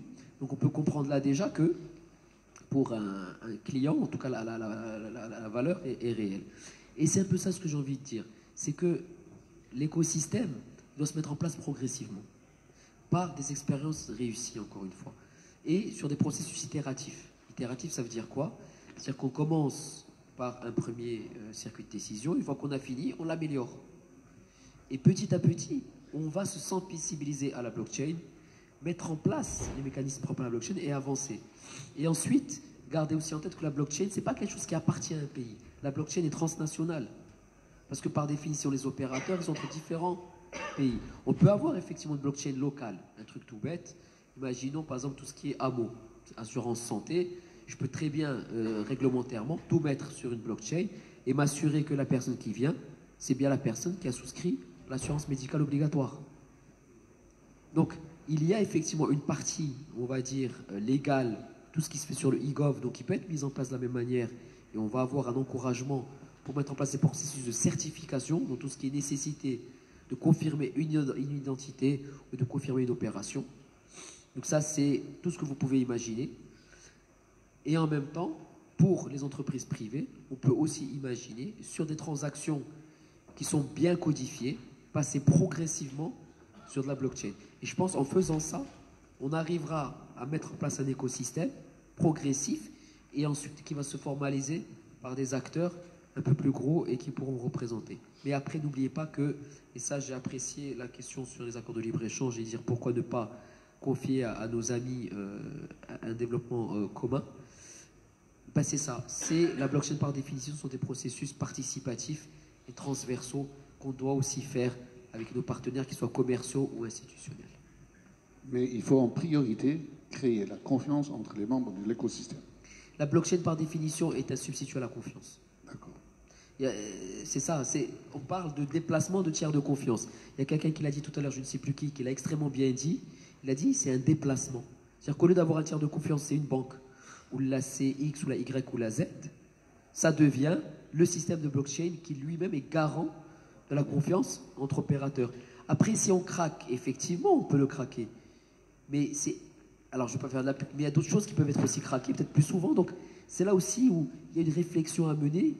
Et c'est intéressant de faire au moins cette première réunion, enfin, cette première conférence, parce qu'après, j'espère qu'on commencera vraiment à réfléchir sur des solutions pratiques et des choses, voilà, dans le contexte. Merci. Mr. Handip, it's your turn. You know the question, huh? Yes. So the question is, if I understand correctly, is my title slide said blockchain in Africa, and then I didn't talk about Africa. Very disappointing. What happened was basically, is, Mr. President said, is I was given 10 minutes, so I figured I would focus on the blockchain 101, just to give everyone a better understanding about blockchain, what is it and what can it do. There's a second half of that presentation. That's why I awkwardly stopped on a slide, which for 20 dirhams, I will show you the other half of the presentation. But let me talk about Africa, right? About what is it that those slides... In a few minutes. Yes, in a few minutes. Yeah, it's a big question, but I've got a quick time. So I think the opportunity is huge in Africa, and here's why. Because exactly what you said, it's greenfield. It's not greyfield, right? There is no legacy infrastructure. So I actually give 4 reasons in my presentation about why Africa is a very good, it's an ideal candidate to adopt blockchain. And one of the reasons is there isn't a lot of legacy regulation, right? Which, you know, some people say is a bad thing, some people say it's a good thing, but because of that, like a lot of other jurisdictions are regulating blockchain and new technology out of existence. There was this company in Silicon Valley that created fixed wing drones, which immediately the US FAA said is illegal, you can't do that. Rwanda said, hey, listen, come here, conduct your business here. 1, they attracted a very good company. 2, now they're using those drones to reach critical medical supplies and blood supplies out into the very most remote parts of Rwanda. So that's one example where the lack of regulation actually helped both the country and the economy. The other thing is there's no legacy infrastructure, which is also wonderful when it comes to blockchain. A lot of my experience with clients is, I go, hey, blockchain can really solve X, Y, Z problems. And they go, you know what, we've got these 12 legacy systems that don't talk to each other, that don't work together, their data is all over the place. And it's going to be a big problem implementing it. And of course, that drives up the cost, right? You can do it much more cheaply when you just build it clean. So sometimes starting out from a greenfield situation is a huge advantage in that case, where you don't have to deal with any previous mess. Now, for specific cases for Africa, I would say one is Africans have the highest portion on a per capita basis in the world for holding foreign currencies. I don't know how many people in the room have euros with them right now, in addition to dirhams. Just, it's very common throughout the continent. And there are a lot of potential banking solutions built through the blockchain, some of which my company is working on, that actually are hoping to address a lot of these problems. That I think that there's a demand, there's a need there, because there's also all this currency fluctuation. The other and the last thing where I think Africa can really shine and show the world how it's done is when it comes to ID management. A lot of people in Africa, I forgot the statistic, don't have access to basic government ID, right? And there are many systems in blockchain where countries are starting to look at to put their digital identity on the blockchain. So what does that mean? These people can't access basic government services. These people cannot buy land. They cannot vote. So a lot of these people have been left out of the system. And I think it's the situations where there's the least infrastructure, where there's the biggest opportunity. So then these people can buy land. And again, there's a blockchain land registry that people are talking about. I'm currently, off the record, I'm actually speaking to the government of Uzbekistan about that right now. They have a lot of land, not a lot of people. But but countries are looking into this. And if you can solidify ownership, again, like I mentioned earlier, where the ownership is absolute, it's real, and you can say, you've been, you and your family have been on this plot of land for 10 generations. The village headman knows this is your land. Everybody knows that's your land, but the government doesn't know because they need a piece of paper, they need some sort of documentation. And blockchain can come in and resolve all of these things and actually create that sense of ownership. Then when they can prove they own the land, they can go to the bank, they can borrow against it, they can finance their children's education. There's so much you can do once you create this documentation and infrastructure around that. And I think because of its current situation, Africa is the biggest opportunity for blockchain. That's why I flew from Singapore to here to talk about this, because I think it's a huge opportunity. Merci de venir de Singapour pour partager avec nous. Bon, brièvement, s'il vous plaît, pour le restant des animateurs, là, c'est Hassan de l'Université Mohammed VI. Allez-y. Alors, moi, je voudrais répondre à une question qui se posait sur la blockchain, un peu sur le plan national et puis éventuellement un écosystème. Je veux juste insister sur la blockchain est un outil pour faire émerger la confiance entre personnes qui n'ont aucune raison de se faire confiance. Ceci dit, sur le plan national, pour la faire émerger, je pense qu'il faut déjà qu'on soit nous-mêmes, je dirais, propriétaires de nos propres données. Il faut qu'on soit propriétaire de notre propre données. On ne peut pas inviter nos partenaires européens avec qui on a déjà un certain déficit commercial, leur demander de nous aider à développer notre propre blockchain. On a la matière grise au Maroc pour le faire. Ce qui nous manque, c'est un peu d'infrastructure. Ça, c'est quelque chose qui est faisable. Pour information, à Ben Guerir, on est en train de monter un data center de 2000 m² qui va bientôt être opérationnel, qui va offrir des choses à l'économie marocaine. C'est le premier de son genre, je pense, en Afrique. Il y en aura d'autres. Donc c'est déjà une première étape pour la solution, pour aller vers ce genre de choses. Les blockchains pour les TPE, TPI, on peut imaginer plusieurs choses par confédération, et les solutions sont nombreuses. Mais de toute façon, je peux comprendre toutes les réticences possibles et imaginables à la blockchain, puisque c'est une technologie nouvelle et de rupture, dans laquelle le Maroc peut se positionner honnêtement. Je me rappelle les années 80, quand j'étais lycéen ici au Maroc, il y avait beaucoup de gens qui n'avaient pas le téléphone fixe au Maroc. Et puis à un moment donné, tout le monde a le portable. On est passé de ça à ça. On peut faire la même chose, on peut rattraper le retard. En fait, le fait qu'on soit en retard, c'est un avantage. Parce que ça nous permet de réfléchir aux meilleures solutions possibles et de les mettre en place. Et je vais finir juste par une citation d'un ancien prix Nobel qui disait que la vérité ne triomphe jamais, ce sont ses adversaires qui disparaissent peu à peu.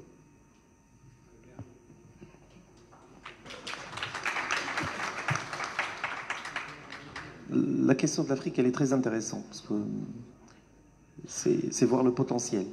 L'Afrique, c'est le salut de l'Afrique pour moi, la blockchain. C'est réellement le salut. J'ai une expérience avec... je travaille dans 5 pays.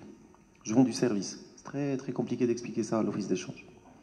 C'est très compliqué de recevoir son argent à temps. C'est très compliqué de recevoir un SWIFT sans erreur sur votre compte. Et puis après, vous dépendez de la disponibilité de la devise dans le pays dans lequel vous travaillez. S'il n'y a pas de devise, vous allez attendre. Il y a des pays où j'ai du Naira sans le citer. Je suis riche en Naira, mais je n'ai rien ici. Je n'ai pas reçu mon argent. Imaginez avec cela, en un clic, vous allez recevoir votre argent. Imaginez la mobilité des flux qui va s'opérer. C'est extrêmement fort. Maintenant, il va falloir qu'on le maîtrise. Et je vais aller sur un petit peu de politique en disant que on vient de sortir d'un combat extraordinaire avec, sur la loi de finances, cette histoire de augmentation de l'IS sur l'exportation. Et c'est dû à quoi? C'est dû à nos partenaires qui nous disent attention, attention, vous êtes dans une zone grise, hein, vous passez dans l'autre zone, vous allez lever de l'argent un petit peu plus cher, et donc on va vous le vendre cher. Donc je les vois mal venir nous dire, bah, venez, on va travailler ensemble sur la blockchain, elle aura une valeur, et on est dans... Non, je pense qu'il va falloir qu'on le fasse nous-mêmes, oui, avec certainement, parce que c'est nos partenaires, mais il va falloir qu'on le maîtrise. La maîtrise de données. Par contre, il faut qu'on renforce toute la partie transaction, parce que la maîtrise ne veut pas dire être fermé. Avoir sa propre technologie est une chose, être ouvert et interagir en est une autre.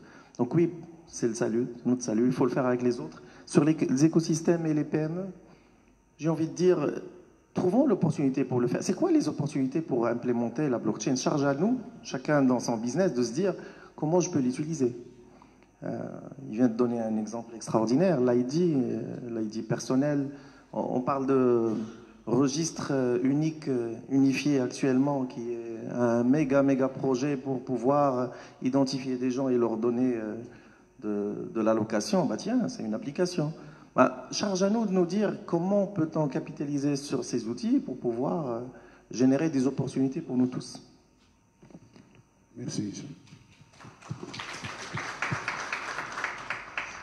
Merci beaucoup pour les questions. Moi, je pense, je vais me pencher sur la question qui est relative à la réglementation, l'accompagnement. C'est la technologie, bien entendu, comme n'importe quelle technologie, il faut que le Maroc soit au diapason. Et je pense qu'il y a pas mal d'initiatives qui sont en train d'être préparées, au niveau national, mais aussi au niveau des entreprises. Donc, le deuxième panel va nous expliquer un petit peu quelques exemples de choses sur lesquelles on est en train de travailler.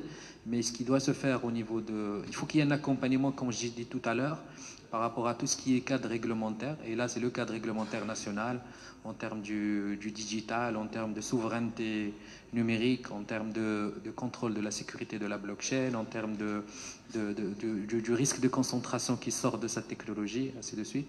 Et ça, c'est le rôle des institutions publiques. Mais il y a aussi de la réglementation qui doit se faire par secteur. Parce que je sais qu'aujourd'hui, la Banque centrale est en train de se pencher sur ça, l'Office d'échange est en train de se pencher sur ça. Donc justement, dans l'optique de protéger le consommateur, dans l'optique de protéger le citoyen, parce que comme j'ai dit tout à l'heure, aujourd'hui, l'un des inconvénients de cette technologie, c'est qu'il n'y a pas de droit de recours. Si vous vous trompez, c'est très difficile de revenir en arrière parce que vous n'avez pas une institution en face, vous n'avez pas. J'ai parlé de souveraineté, la souveraineté est très importante puisqu'aujourd'hui la technologie vient d'ailleurs.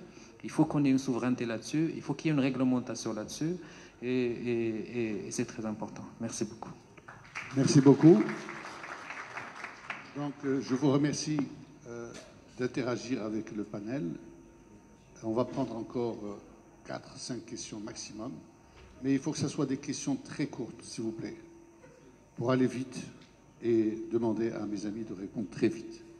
Parce que nous avons une pause café et par la suite un deuxième panel qui va se focaliser sur les transports maritimes. Mais j'ai très envie de devancer les choses et poser une question peut-être à mon ami Moon. Est-ce que la blockchain a de l'avenir dans la finance? Est-ce que demain, la blockchain, par exemple, peut remplacer le SWIFT? Hicham vient de parler, ça prend beaucoup de retard de recevoir son argent, auquel les banques sont connectées, le SWIFT. Bon, maintenant, on laisse la salle, s'il vous plaît, là-bas. Une seconde, je vous passe là.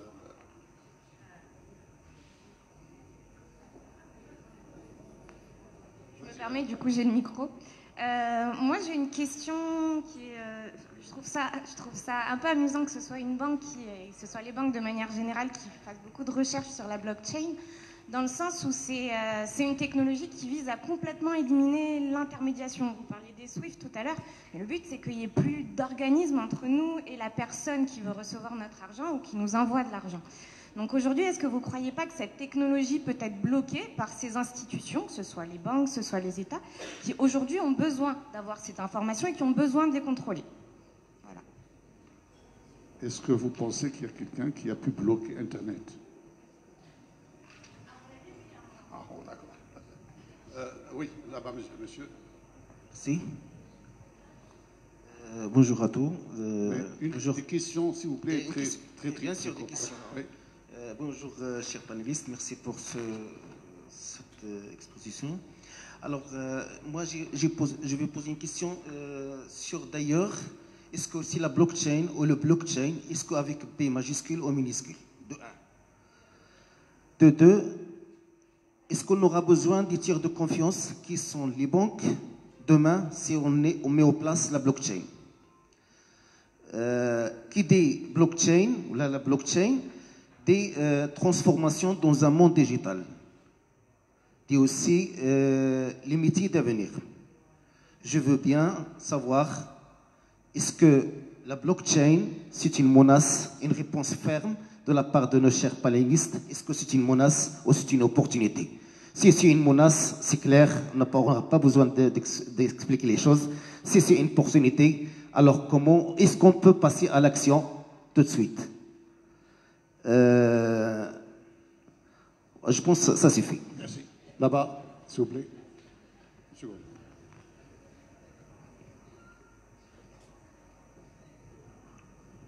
Je tiens tout d'abord à vous remercier et vous féliciter pour la clarté de vos interventions. Je me permets d'intervenir et je pense que je vais le faire. Je vais être à contre-courant de tout ce qui a été fait. Présentez-vous, s'il vous plaît. Présentez-vous. Professeur Mkoak, petit Merci. professeur universitaire tout petit, Merci. en commerce international et en économie monétaire. Donc je vais être à contre-courant de ce qui a été dit, aussi bien par les participants, enfin les intervenants, que par la salle. Et je commencerai par dire, par un adage marocain, Ashras Ka'alien Khatima Moulay. 95% des entreprises marocaines sont de très petites ou moyennes tailles. Sur ce tissu productif constitué par 95% de TPME, il y a uniquement 500 entreprises qui exportent de façon régulière. Et sur les 500 entreprises qui exportent, il n'y en a que 200 qui sont bénéficiaires, les 300 déclarent un déficit récurrent. La raison, absence de moyens matériels, financiers, absence de savoir-faire, absence de ressources humaines et absence de soutien bancaire, bien entendu, puisque la BMCE est ici présente et je suis client de la BMCE. Question, opportunité ou menace pour le commerce extérieur du Maroc? Opportunité et menace pour le commerce extérieur. Au niveau du commerce extérieur, il y a des importations et exportations. Et là, monsieur, vous avez bien fait de poser la question. Est-ce une menace ou une opportunité pour les importateurs? Est-ce une menace ou une opportunité pour les exportateurs? Je commencerai par les importateurs. S'il vous plaît, il faut être très rapidement. L'adoption de ce type, de cette technique, de cette nouveauté, de ce progrès technique, et je suis pour le progrès technique. Il faut monter dans le train. Mais seulement, ce n'est pas la priorité des priorités. Et s'il faut le faire, il faudrait mettre en place, vous avez parlé d'écosystème, il faudrait mettre en place des structures à même de pouvoir accompagner l'entreprise dans ce processus. Nous n'avons pas les moyens, ni financiers, ni humains, d'une part. Et pour les importateurs, ce sera encore un meilleur moyen d'inonder le marché marocain, qui est un marché ouvert, et où les entreprises marocaines ne peuvent concurrencer le produit importé. Et je vous remercie. Ici devant. Dernière question. Et gardez vos questions pour le deuxième panel. Bonjour, je suis économiste, ex-ASMEX, donc dans une autre vie. Alors, je voulais juste savoir comment réconcilier les points de vue des intermédiaires, donc en particulier Portnet et les banquiers, qui nous attirent notre attention, qui, comme toujours, c'est les banquiers, donc il faut être prudent, il faut prendre son temps, etc. Et puis les utilisateurs qui pressent. Comment concilier tout ça? Comment trouver une vitesse optimale, sachant qu'on ne peut pas échapper à la technologie. Elle pourrait s'imposer à nous, et elle s'imposera à nous comme se sont imposées toutes les technologies. Alors, les Marocains sont hyper utilisateurs de smartphones, on le sait, donc à plus de 100%. Donc ils utiliseront si jamais, bien sûr, ça. Et il y a beaucoup d'intérêt à le faire. Alors, une question précise entre collègues, je voudrais, université M6, est-ce que dans le domaine de la recherche, tout simplement, donc la recherche scientifique et l'innovation, est-ce que la blockchain ne doit pas être illico presto être utilisée? Qu'on puisse vraiment créer la chaîne et capitaliser sur le savoir que nous produisons déjà. Merci, Sihmed. Alors, très rapidement, Simamoun, est-ce que tu veux commencer? Voilà. Un micro pour... Alors, déjà, je tiens à préciser, j'interviens plus en ma qualité personnelle qu'en tant que représentant du secteur bancaire. Ça, c'est un point qui est important pour justement éviter on va dire, le parti pris ou la partialité que vous pourriez penser du secteur bancaire. Alors maintenant, je répondrai vite, mais j'essaierai quand même surtout d'être clair. J'avais fait une intervention il y a 2 ou 3 ans sur justement tout ce qui était, on va dire, fintech et banque, en disant « Ah, les fintech contre les banques, c'est la fin, c'est fini ». Moi, sur ce point de vue-là, et là je parle vraiment en tant que personne, quoi. Voilà, je ne représente pas l'avis ni de BMC ni du secteur bancaire, c'est important de faire la part des choses. Je pense qu'aujourd'hui, une banque qui ne s'adaptera pas à la technologie va disparaître, c'est aussi simple que ça. Mais pourquoi? Et c'est ça ce qui est important, c'est que moi, demain, si jamais Google, ou la Facebook, ou la etc., qui fait du paiement mobile aujourd'hui, qui fait du mobile payment, comme le modèle qu'on connaît bien parce qu'on l'a travaillé au Kenya à différentes reprises via notre banque là-bas, M-Pesa, le paiement mobile. Moi, tant que c'est des établissements de paiement, ce ne sont pas des banques. Ça, il faut garder ça en tête. Vous l'avez si bien dit tout à l'heure, c'est un transfert d'argent du point A au point B. Ce transfert, il peut se faire n'importe comment. Et tout ça, ça a été très bien dit. Par contre, là où ça devient sensible, c'est quand l'opérateur commence à donner des crédits. Pourquoi ça devient sensible? Parce qu'il va donner en crédit soit ses fonds propres, et auquel cas il se débrouille, soit l'argent des autres déposants. Et là, par contre, il faut respecter une norme prudentielle et réglementaire. Donc si demain, M-Pesa au Kenya, ou qui vous voulez, qui faisait du paiement, commence à faire du crédit en respectant les normes prudentielles et réglementaires et devient une banque comme les autres, so be it, moi ça ne me dérange pas. Ça ne me dérange pas. Je ne dis pas, c'est comme un médecin. C'est la même chose. Je ne dis pas qu'on est bien, on est protégé, pas du tout. Nous devons absolument respecter certaines normes prudentielles et réglementaires parce que nous sommes un tiers de confiance.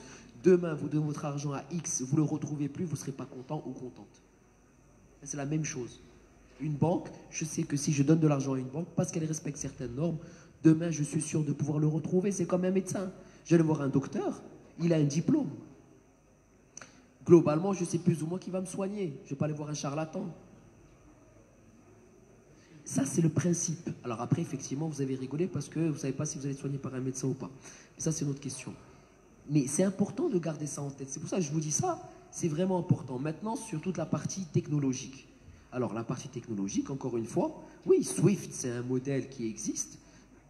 Pourquoi ne pas proposer un modèle qui fonctionne mieux grâce à la blockchain ou à toute autre technologie, hein? Il n'y a pas que la blockchain. Les fintech disruptent via d'autres systèmes que la blockchain. Donc pourquoi pas?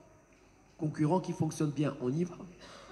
C'est ça vraiment qui est important. Nous, alors, bon, je vais faire un très vite, on est en train de développer des relations extrêmement fortes avec les universités marocaines, sur un programme qui s'appelle Smart Bank, où on essaye de travailler avec les doctorants, les chercheurs et les étudiants pour qu'ils proposent des produits innovants.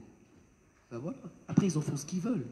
Mais l'idée, c'est de pouvoir progressivement, nous aussi, les aider, peut-être prendre les idées qui nous paraissent, développer avec eux les idées qui nous paraissent les plus intéressantes. Mais rester en contact avec le monde de l'innovation et de la technologie. Parce que ce n'est que comme ça que ça va marcher.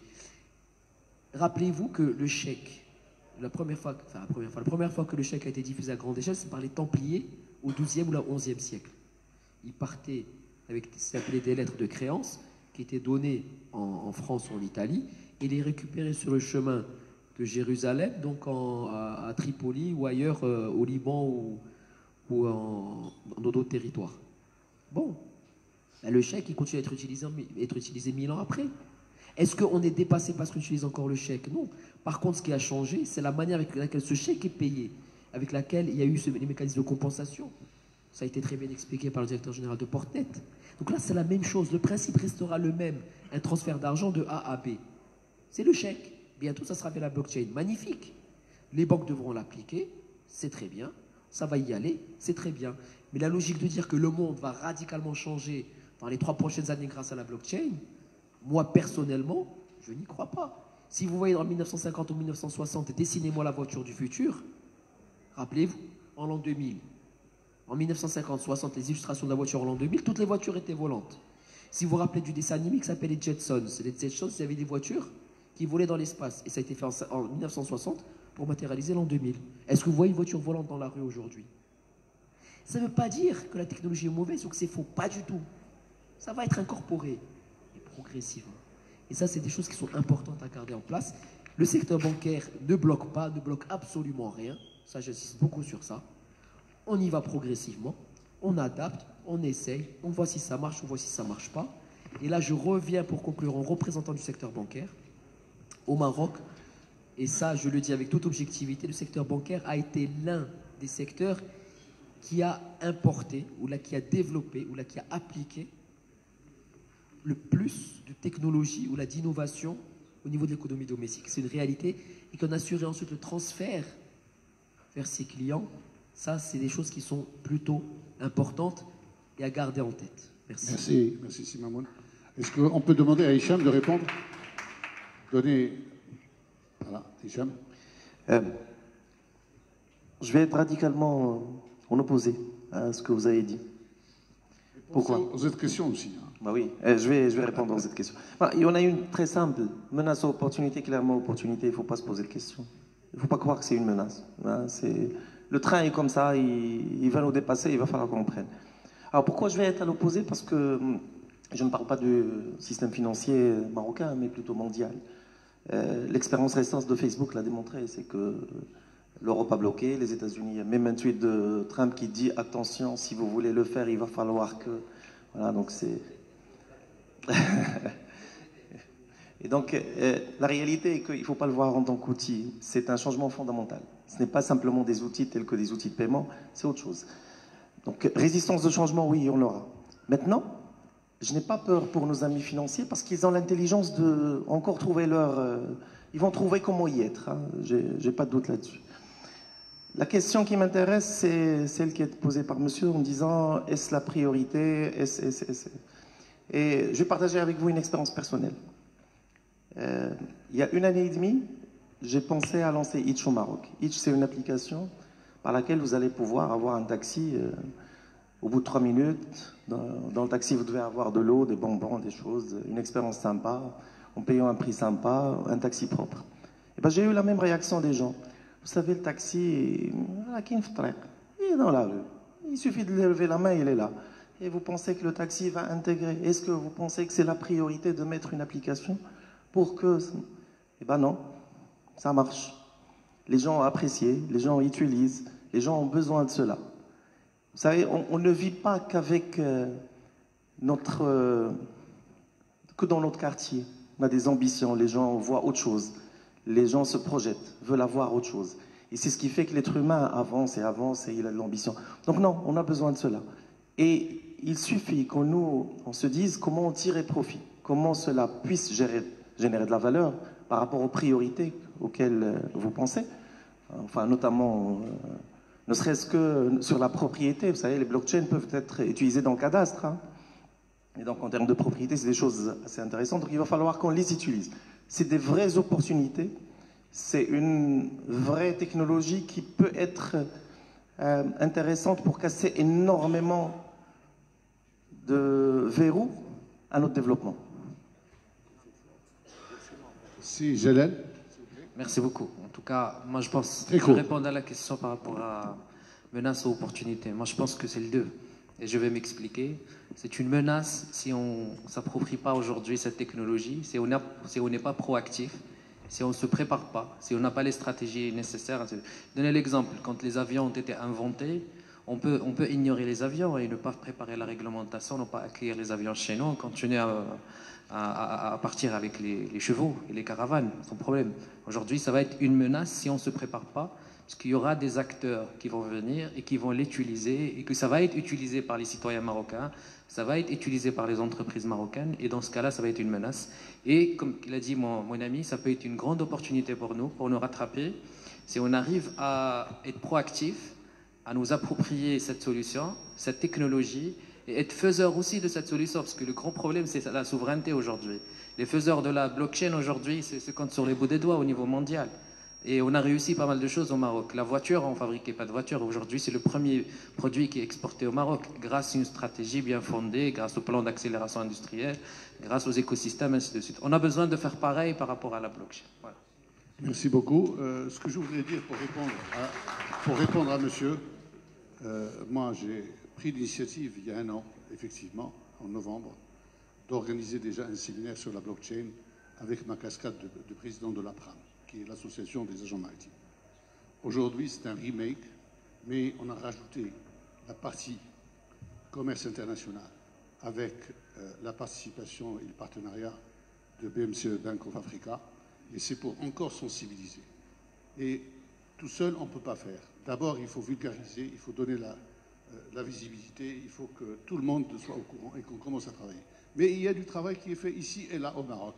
Et nous avons le représentant de l'Agence de développement digital tout à l'heure dans le deuxième panel et qui va vous donner un aperçu de ce qui est fait officiellement pour la blockchain au Maroc. Et je voudrais remercier en votre nom les panélistes que je vous demande d'applaudir. Ah, tu as posé une question pour Hassan. Excusez-moi, c'est Hassan, s'il vous plaît. Alors, allez-y. D'abord, je vais juste répliquer à mon confrère qui, je pense, il est parti. Imaginons par exemple dans les années 80-90, si on avait dit attendons d'équiper tous les foyers marocains de téléphones fixes avant de leur donner un portable. Qu'est-ce qui serait passé? Donc c'est pour ça, la technologie est présente, prenons le train tant qu'il est en cours. Maintenant, quant à l'application de la blockchain au niveau de la recherche, on doit se poser la question, est-ce que effectivement la recherche a besoin de la blockchain pour avancer entre réseaux universitaires, si j'ose dire? Entre réseaux universitaires, je ne vois pas l'intérêt. Oui, pour les brevets,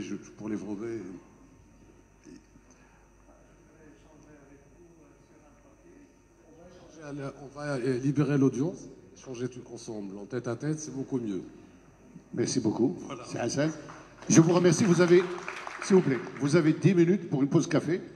Et je pense que parmi vous, il y a des fumeurs aussi. Donc, dans 10 minutes, on est de retour pour le deuxième panel.